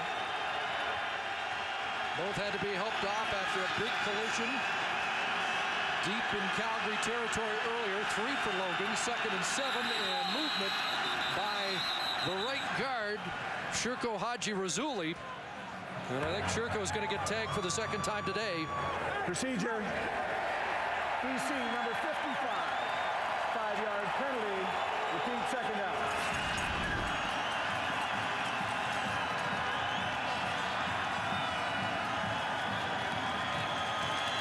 Movement from Dwayne Carpenter, number 29, the linebacker, to show like he might be blitzing, and that's where Shirko Haji-Razuli dropped that foot back and got the procedure call.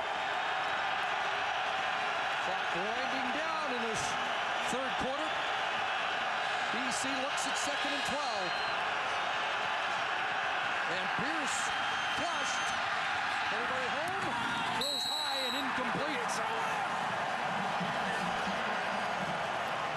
Intended for Jason Claremont.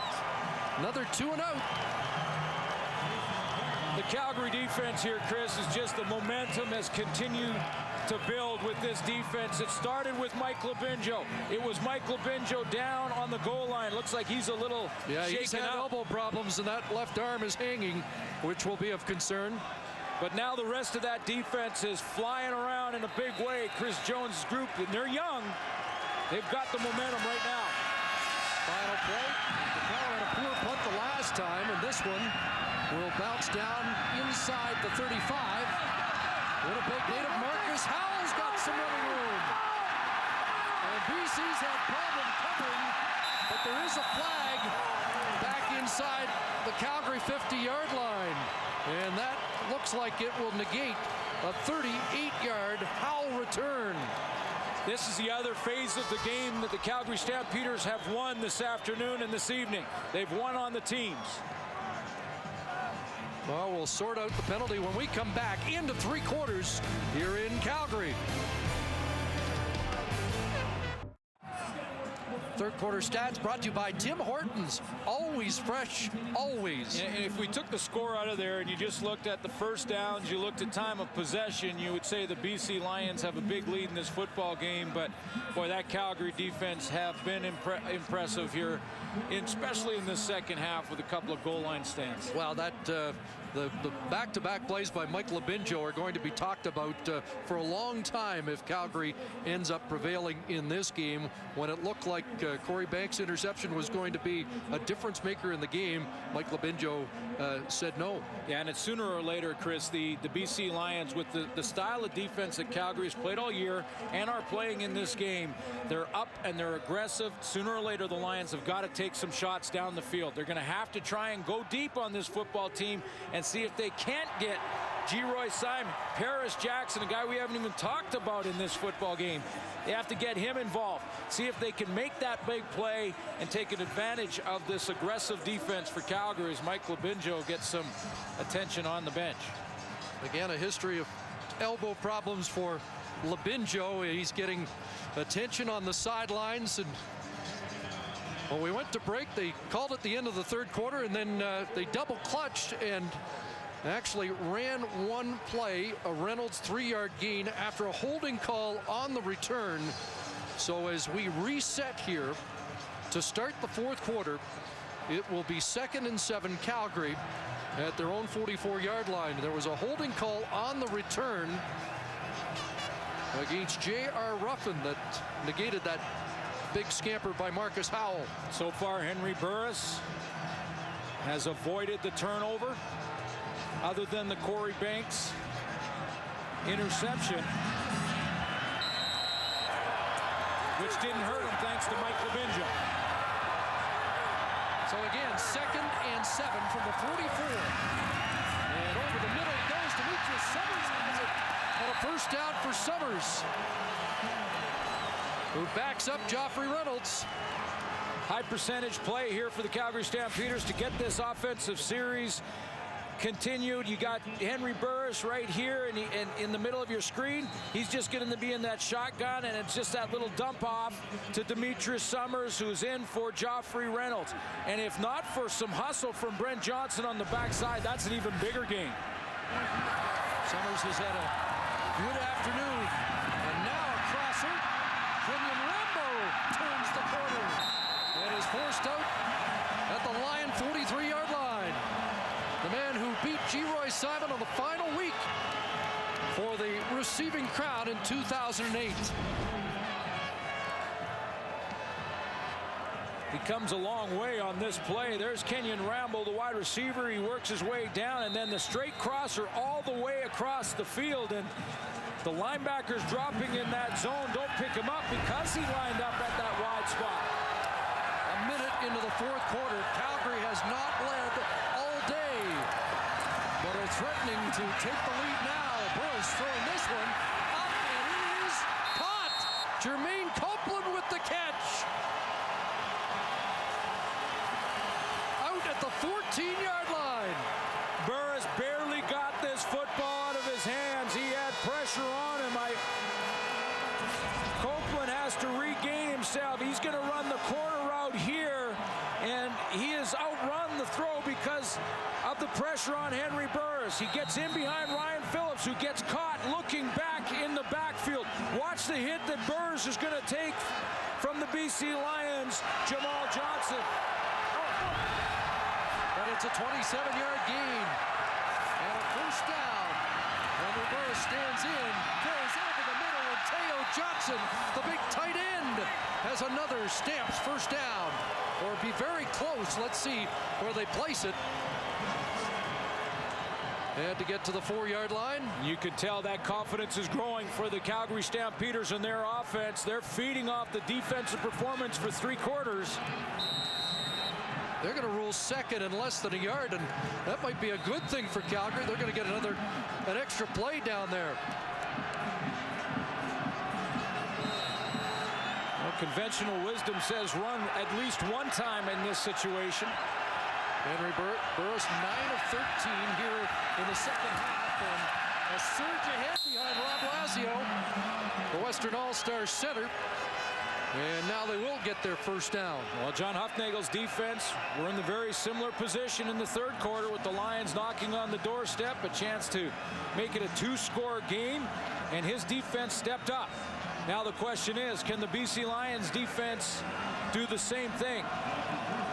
Well, you heard from Mike Labinjo, and now 3 all-Canadian defensive linemen will dig in for BC. First and goal from the 3. And Burris is going to throw. Goal line incomplete. Intended for Lewis, and a late flag they're going to call on Jerome Dennis as he bumped Nick Lewis.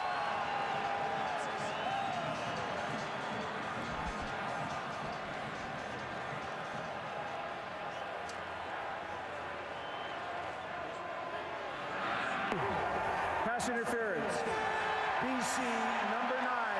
The result of the penalty, it becomes first down, Calgary on the 1-yard line. It's the veteran Baron Miles that draws the flag. Baron Miles is the guy who jumped up actually and ends up covering. He's just there. That's the right shoulder pad just in your screen. He's going to step out of it, but you'll see him in a second. See, he's right in the middle. He's going to step up. You're right, Chris. Jerome Dennis was right there with them. And Miles stepped up late. So they got the wrong number. It was Dennis. And it is a first and goal at the 1. It wasn't automatic earlier. Burris, no surge, push back. Oh boy. And we've talked about this all season long. It hasn't been as easy as it looks. Well, first of all, the Calgary Stampeders emptied the backfield and just left Henry Burris back there. And what they're hoping is that the Lions will empty some linebackers out of there. But Tyrone Williams, Aaron Hunt, Brent Johnson, they all reestablished the line of scrimmage about a yard back in the offensive backfield. Brent Johnson got low, and he was hanging on and pulling back. John Huffney will just put in his regular offense with the tight end. So now it's second and goal from the 1. And Burris keeps and scores. Touchdown, Henry Burris. And for the first time all day, Calgary leads. And lead by a major. One guy that has to make the play is Javi Glatt for the BC Lions. We do have a penalty marker. And did that come after the celebration? Major foul, unnecessary roughness. BC number 90. 15 yards will be applied on the kickoff. Aaron Hunt, and that lack of discipline will be costly. Option play where Burris has a couple of options on the goal line to keep or to pitch. He kept it and got there. 3 touchdowns in the regular season for Burris. DeAngelis puts the extra point through. And it is Calgary by a touchdown in the 4th quarter. And a kickoff from the 50. Ian Smart past the 25 and tripped up about the 28-yard line. Henry Burris has given the Stamps the lead. Well, Javi Glatt is the one guy that's got a scrape in it. It is a game of inches, and sometimes it's just the inch. Watch this foot, the right foot of Javi Glatt. Look, he steps forward. That causes him problems. Those 2 little steps forward gets him caught in the wash, and he can't get to his gap, which is the outside gap, and that's the guy who had to stop Henry Burris. He couldn't do it, so Burris took that little step. You see Glatt takes a step in, he gets caught in the wash. There's the opening. Burris is in the end zone. That little couple of inch step forward cost Glatt that play.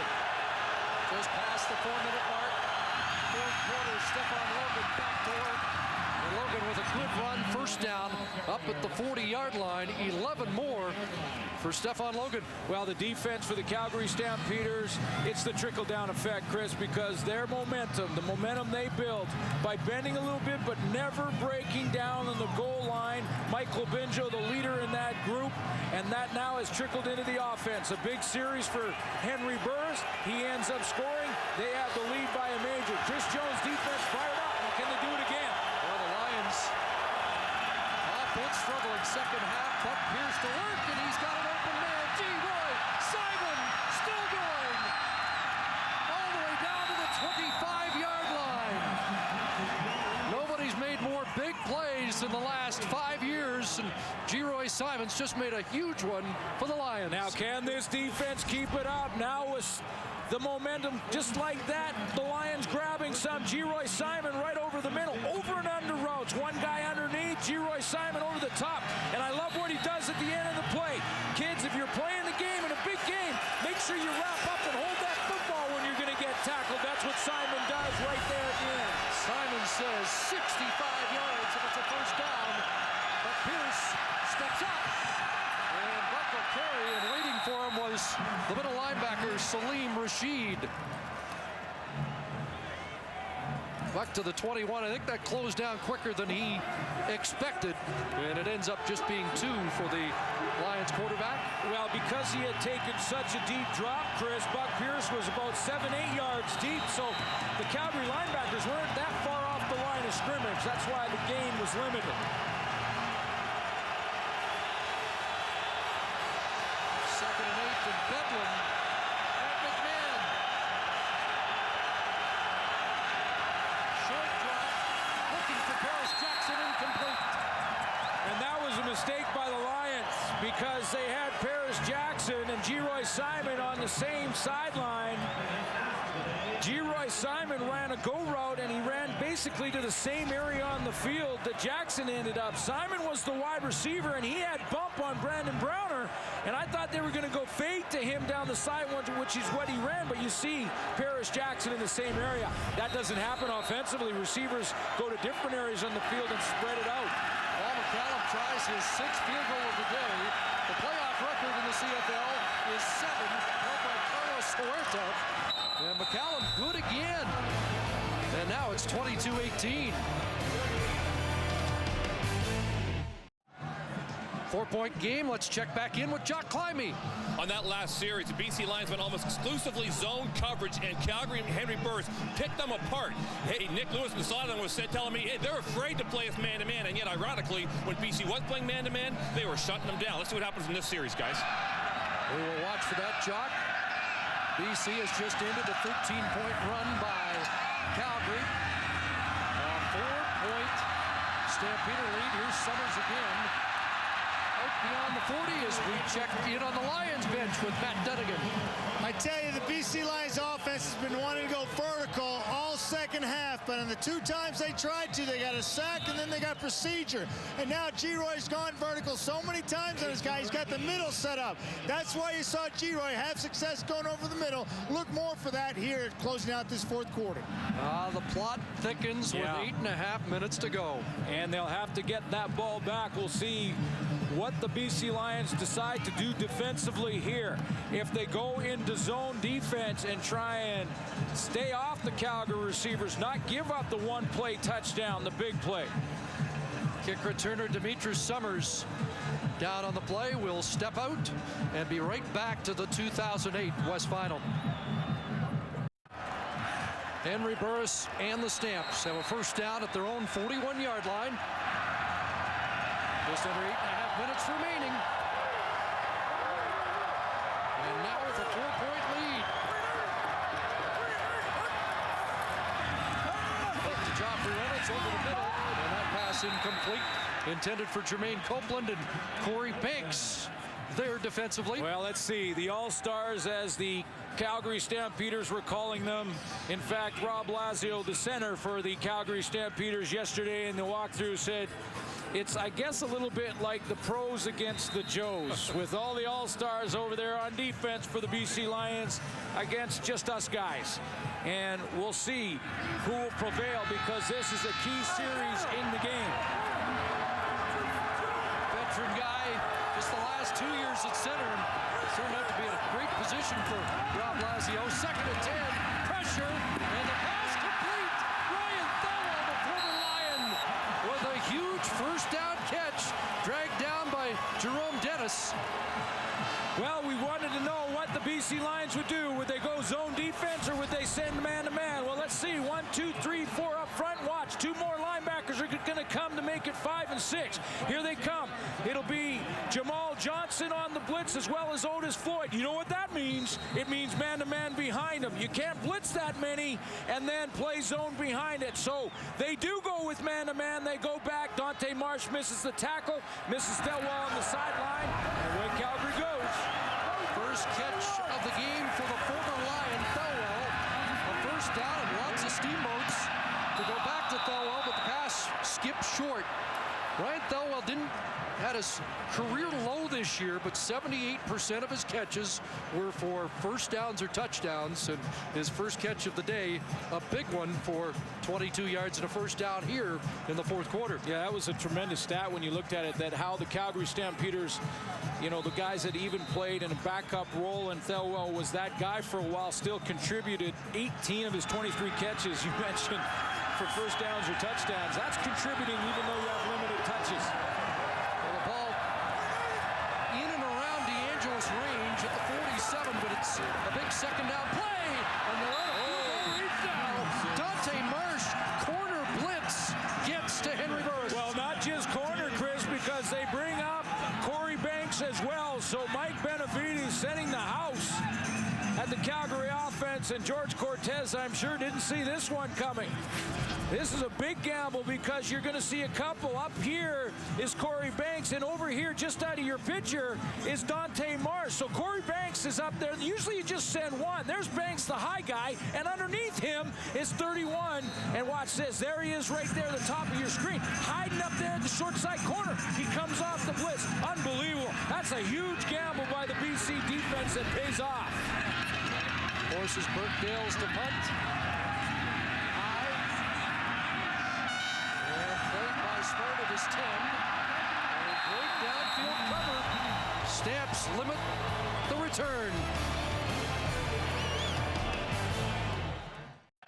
Well, whoever prevails here, be two talented teams in the Grey Cup. The Montreal Alouettes, the top team in the East all season long, had first place wrapped up about a month and a half ago. They advance out of the East, and BC or Calgary would be tremendous representatives out of the West. We got to finish here, folks. Penalty against the Lions on the return, so they're backed up at the 5. Logan. And Logan upended by Shannon James just beyond the line of scrimmage. Number 42 has had himself an afternoon. Boy, is he ever. The BC Lions had chances to put this game away early. Many opportunities, including right down on the goal line, where Mike Labinjo shut the door.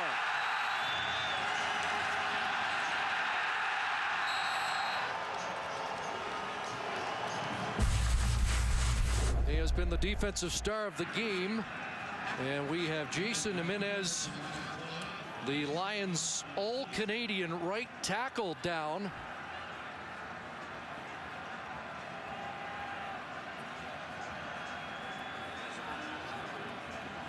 And Bill Rochelle out to attend to him. Let's find out what happened to Jimenez. There was some discussion after the injury on either side. Looked like he was engaged there with Dwayne Carpenter. It looked like he went over his own man, Haji Razuli. Got side of his knee there. He'll have to go out for 3 plays. And if the Lions can't get out of the shadow of their goalpost, Wally Buono will have to give up 2 to get field position back. That would make it a 6-point game. Still keep them within a converted touchdown of the lead. Jimenez looks like he'll be able to continue. Which is why I wouldn't be surprised that the BC Lions don't try and force the issue here. Dean Valley comes in to play right guard, and Haji Razuli moves out to tackle on 2nd and 8. And Pierce from his end zone. Dangerous pass. O'Neal Wilson breaks the tackle and has the first down, and that's enormous for the Lions on a play that might have gone the other way into the end zone. Boy, and is Buck Pierce growing up in a hurry as a playoff performer or what? Because, boy, you got to reach down, and this is as gutsy as you can be at the quarterback spot. He has a nice pocket to throw from. He just lost his right tackle, and he throws with pretty tight coverage by Dwight Anderson outside on Wilson. Yeah, a little Dunnigan moxie from number 16. O'Neal Wilson's first grab of the day. And Pierce looking for more. And Giro Simon with this spectacular catch. All the all-star credentials are all over this catch. You know, it's about composure at this point in a football game. Winner goes on, loser goes home. And you can see the composure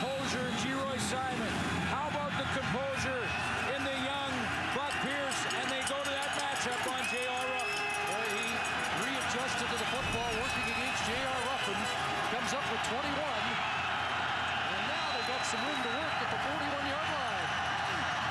Here's some trouble. Tossed down. Guess who? I guess they're cheering for you, Mike. What a show Labinjo's putting on.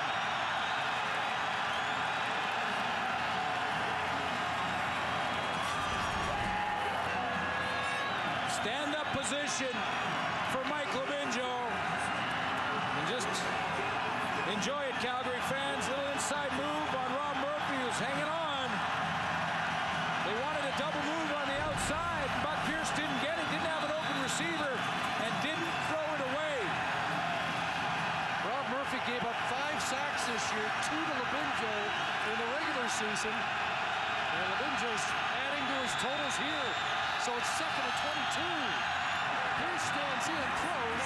Ryan Gleisbaum with the catch, but Brandon Smith makes sure it's not going to be anywhere near a first down. But the BC Lions did get out of the shadow of their goalpost.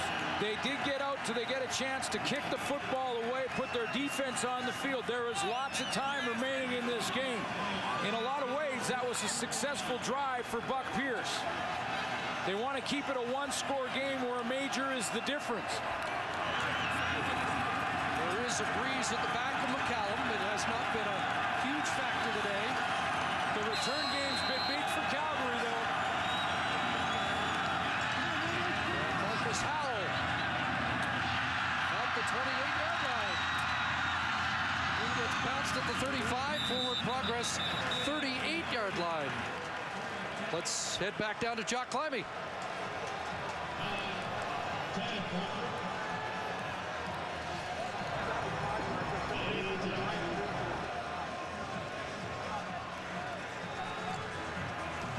Okay, we'll get to Jock momentarily as Mike Labinjo gets a breather.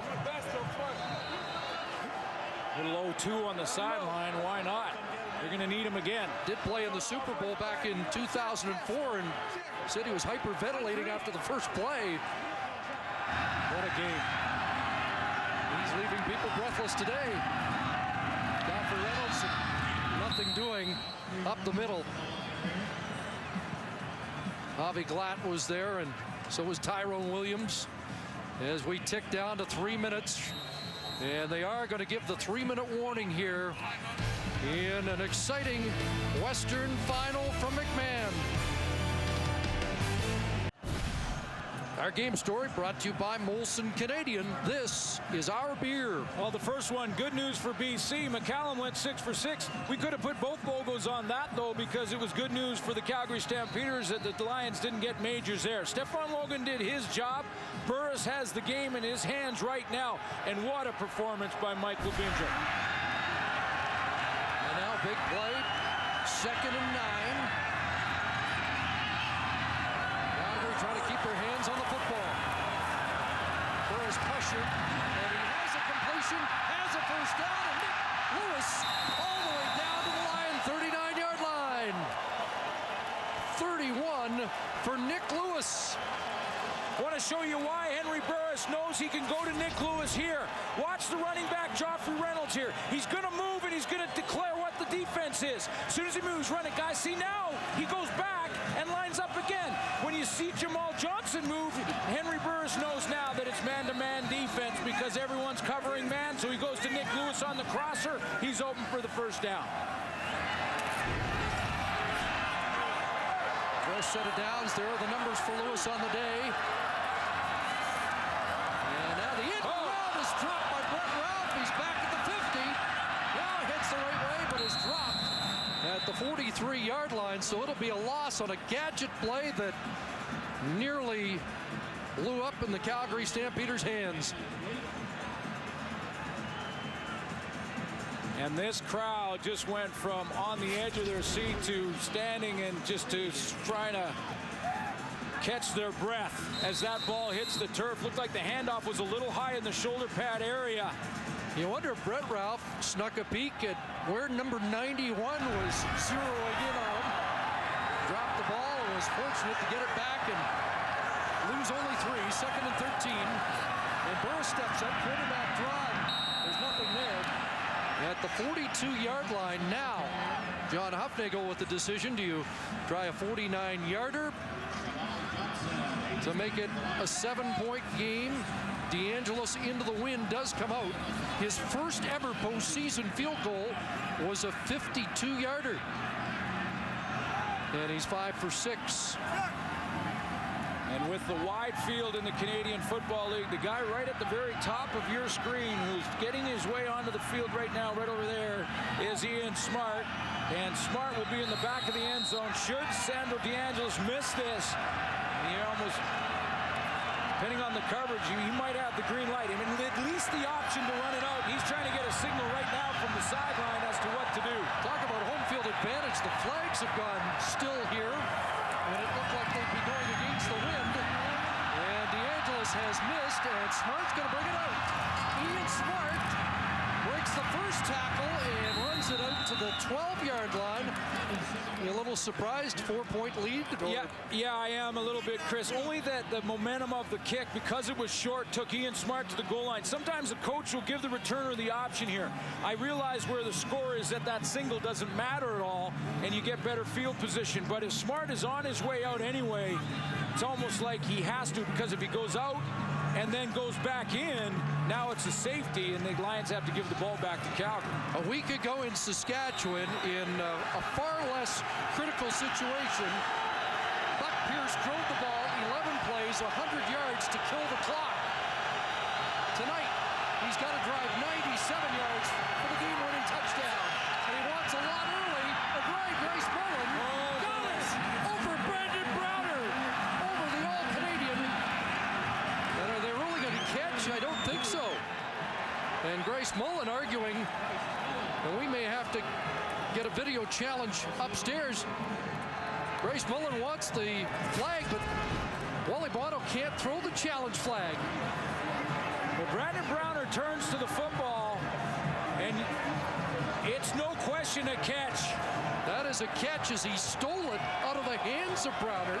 They're ruling it that it was not a catch, and Ryan Grice-Mullen got up in a hurry. Excuse me, Glenn, they've got to go upstairs and get a review from up top. Well, they do, and Bob Rudikoff and Larry Rohan are upstairs, and they have to call down and tell Bud Steen to have another look at this. No question.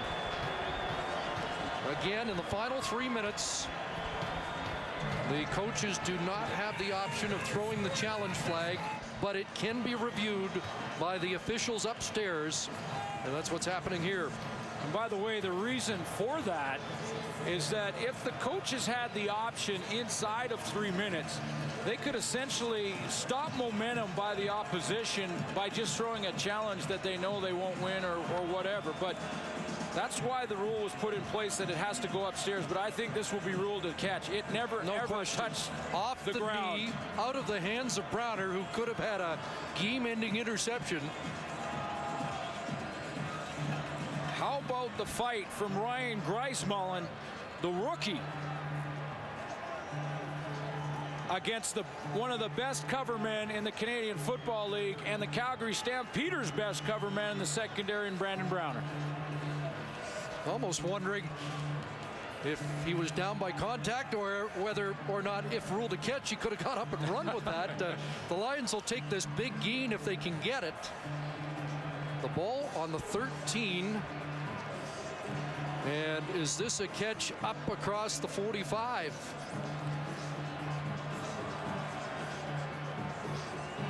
What a valuable chunk of real estate at stake here with 90 seconds to go.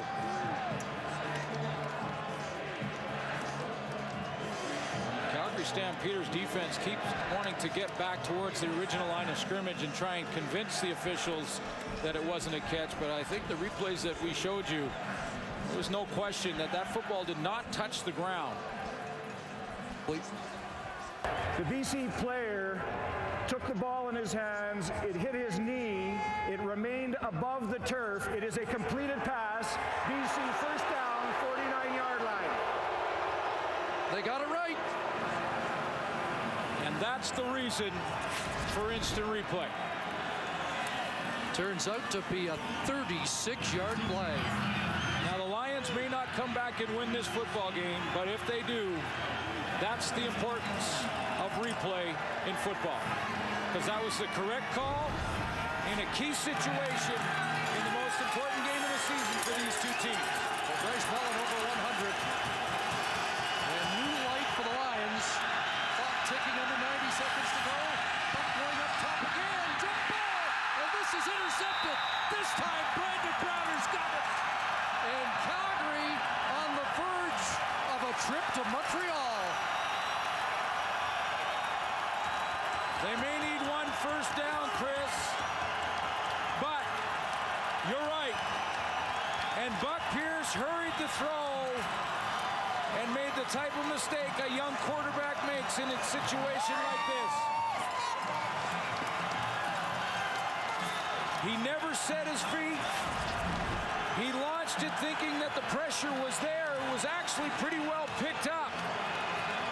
And there's the pressure late coming off the edge, and he really didn't have an open receiver. He threw it into coverage. Brandon Browner lost the one-on-one battle to Bryce Mullen. A play ago. Wins it here. Stamps take over at the 30. Reynolds on the ground. And he has 4. And you're right, a stop here. Buck Pierce could get one more chance.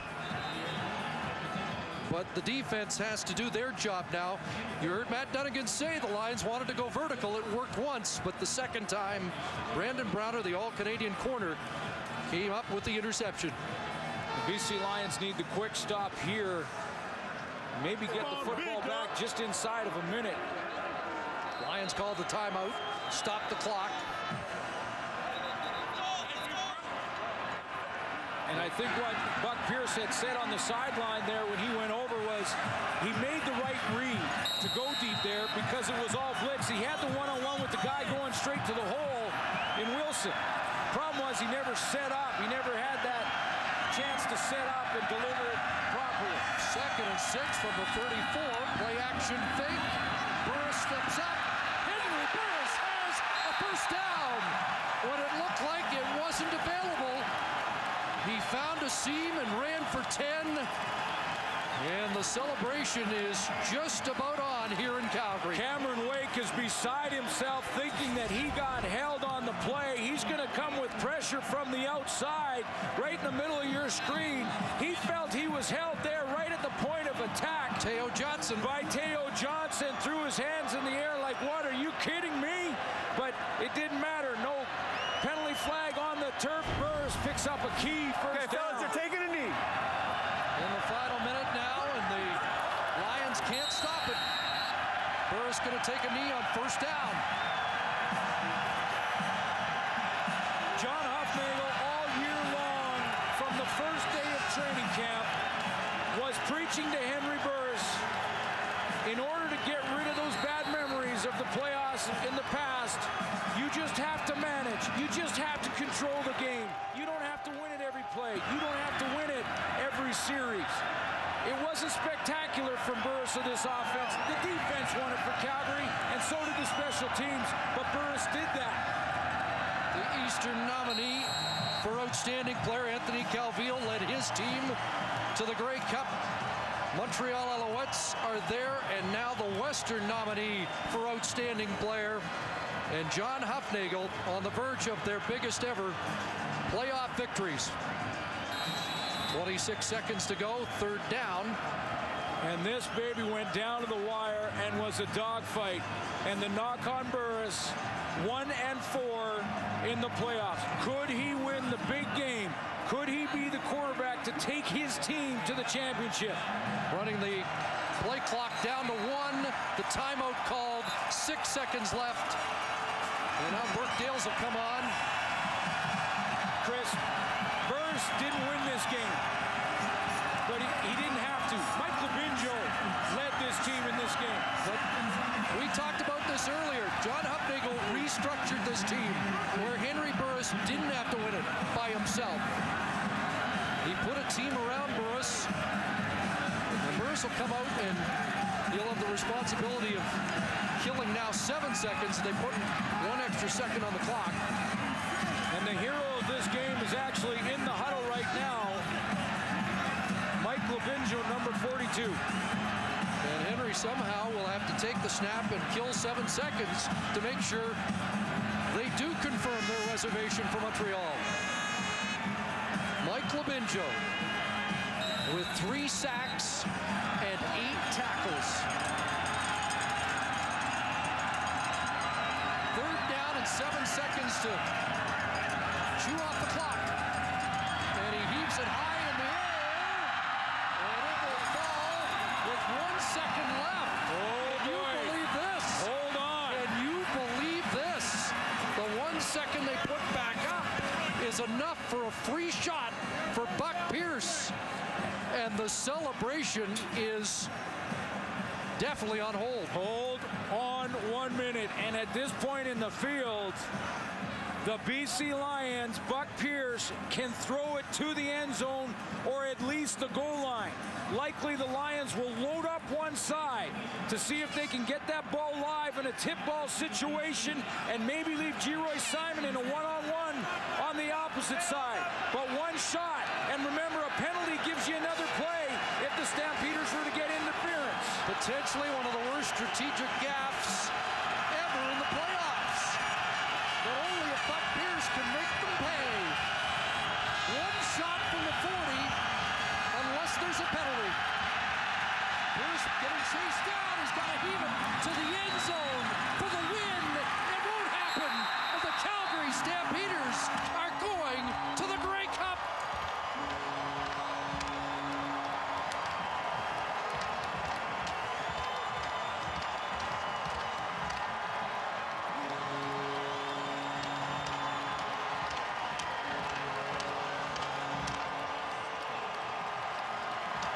The playoff frustration is over. John Hufnagel has his first CFL playoff win as a head coach as he celebrates with George Cortez.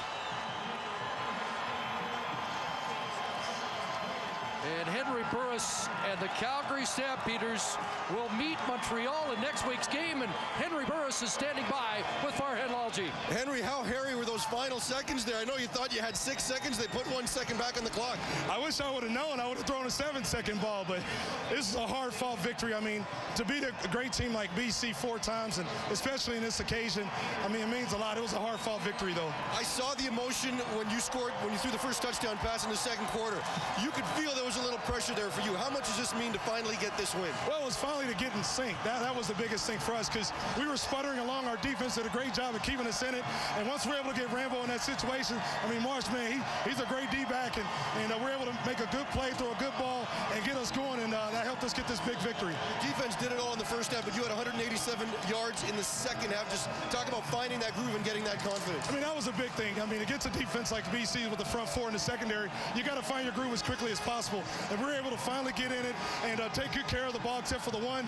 I mean, you never want your receiver to stumble on a route, but it happened. We're able to come back just as we have all season and get the big victory. Last thing I want to ask you is look ahead to Montreal and a chance to play for the big one. Well, they're a great team, and hey, they had a great victory today, and we're looking forward to it. We're going to enjoy this and get ready to head to Montreal. Thanks, Henry. Congratulations. Enjoy the win. Hey, thanks a lot, big man. All right. The best quarterback to never play in the Grey Cup game is headed to the 2008 National Championship. A touchdown pass, the one he referenced there to Kenyon Rambo as he celebrates with one of his bodyguards, Rob Lazio. And he also scored one on the ground as he took care of business offensively, and Mike Labinjo and the defense were spectacular here today. They did not allow the Lions to get into the end zone once. Yeah, a huge moment for Henry Burris without question. I mean, how many times, Chris, have we talked about in football where quarterbacks' careers are defined by championships, winning and losing championships. Henry Burris had put together such a great resume throughout his career, now gets a chance to go and take his team, lead his team to the show. Yeah, he didn't win this game. Without question, it wasn't Henry Burris in the offense. It was John Hufnagel's defense, led by Chris Jones, that bent in this game but didn't break. The goal line stand was enormous.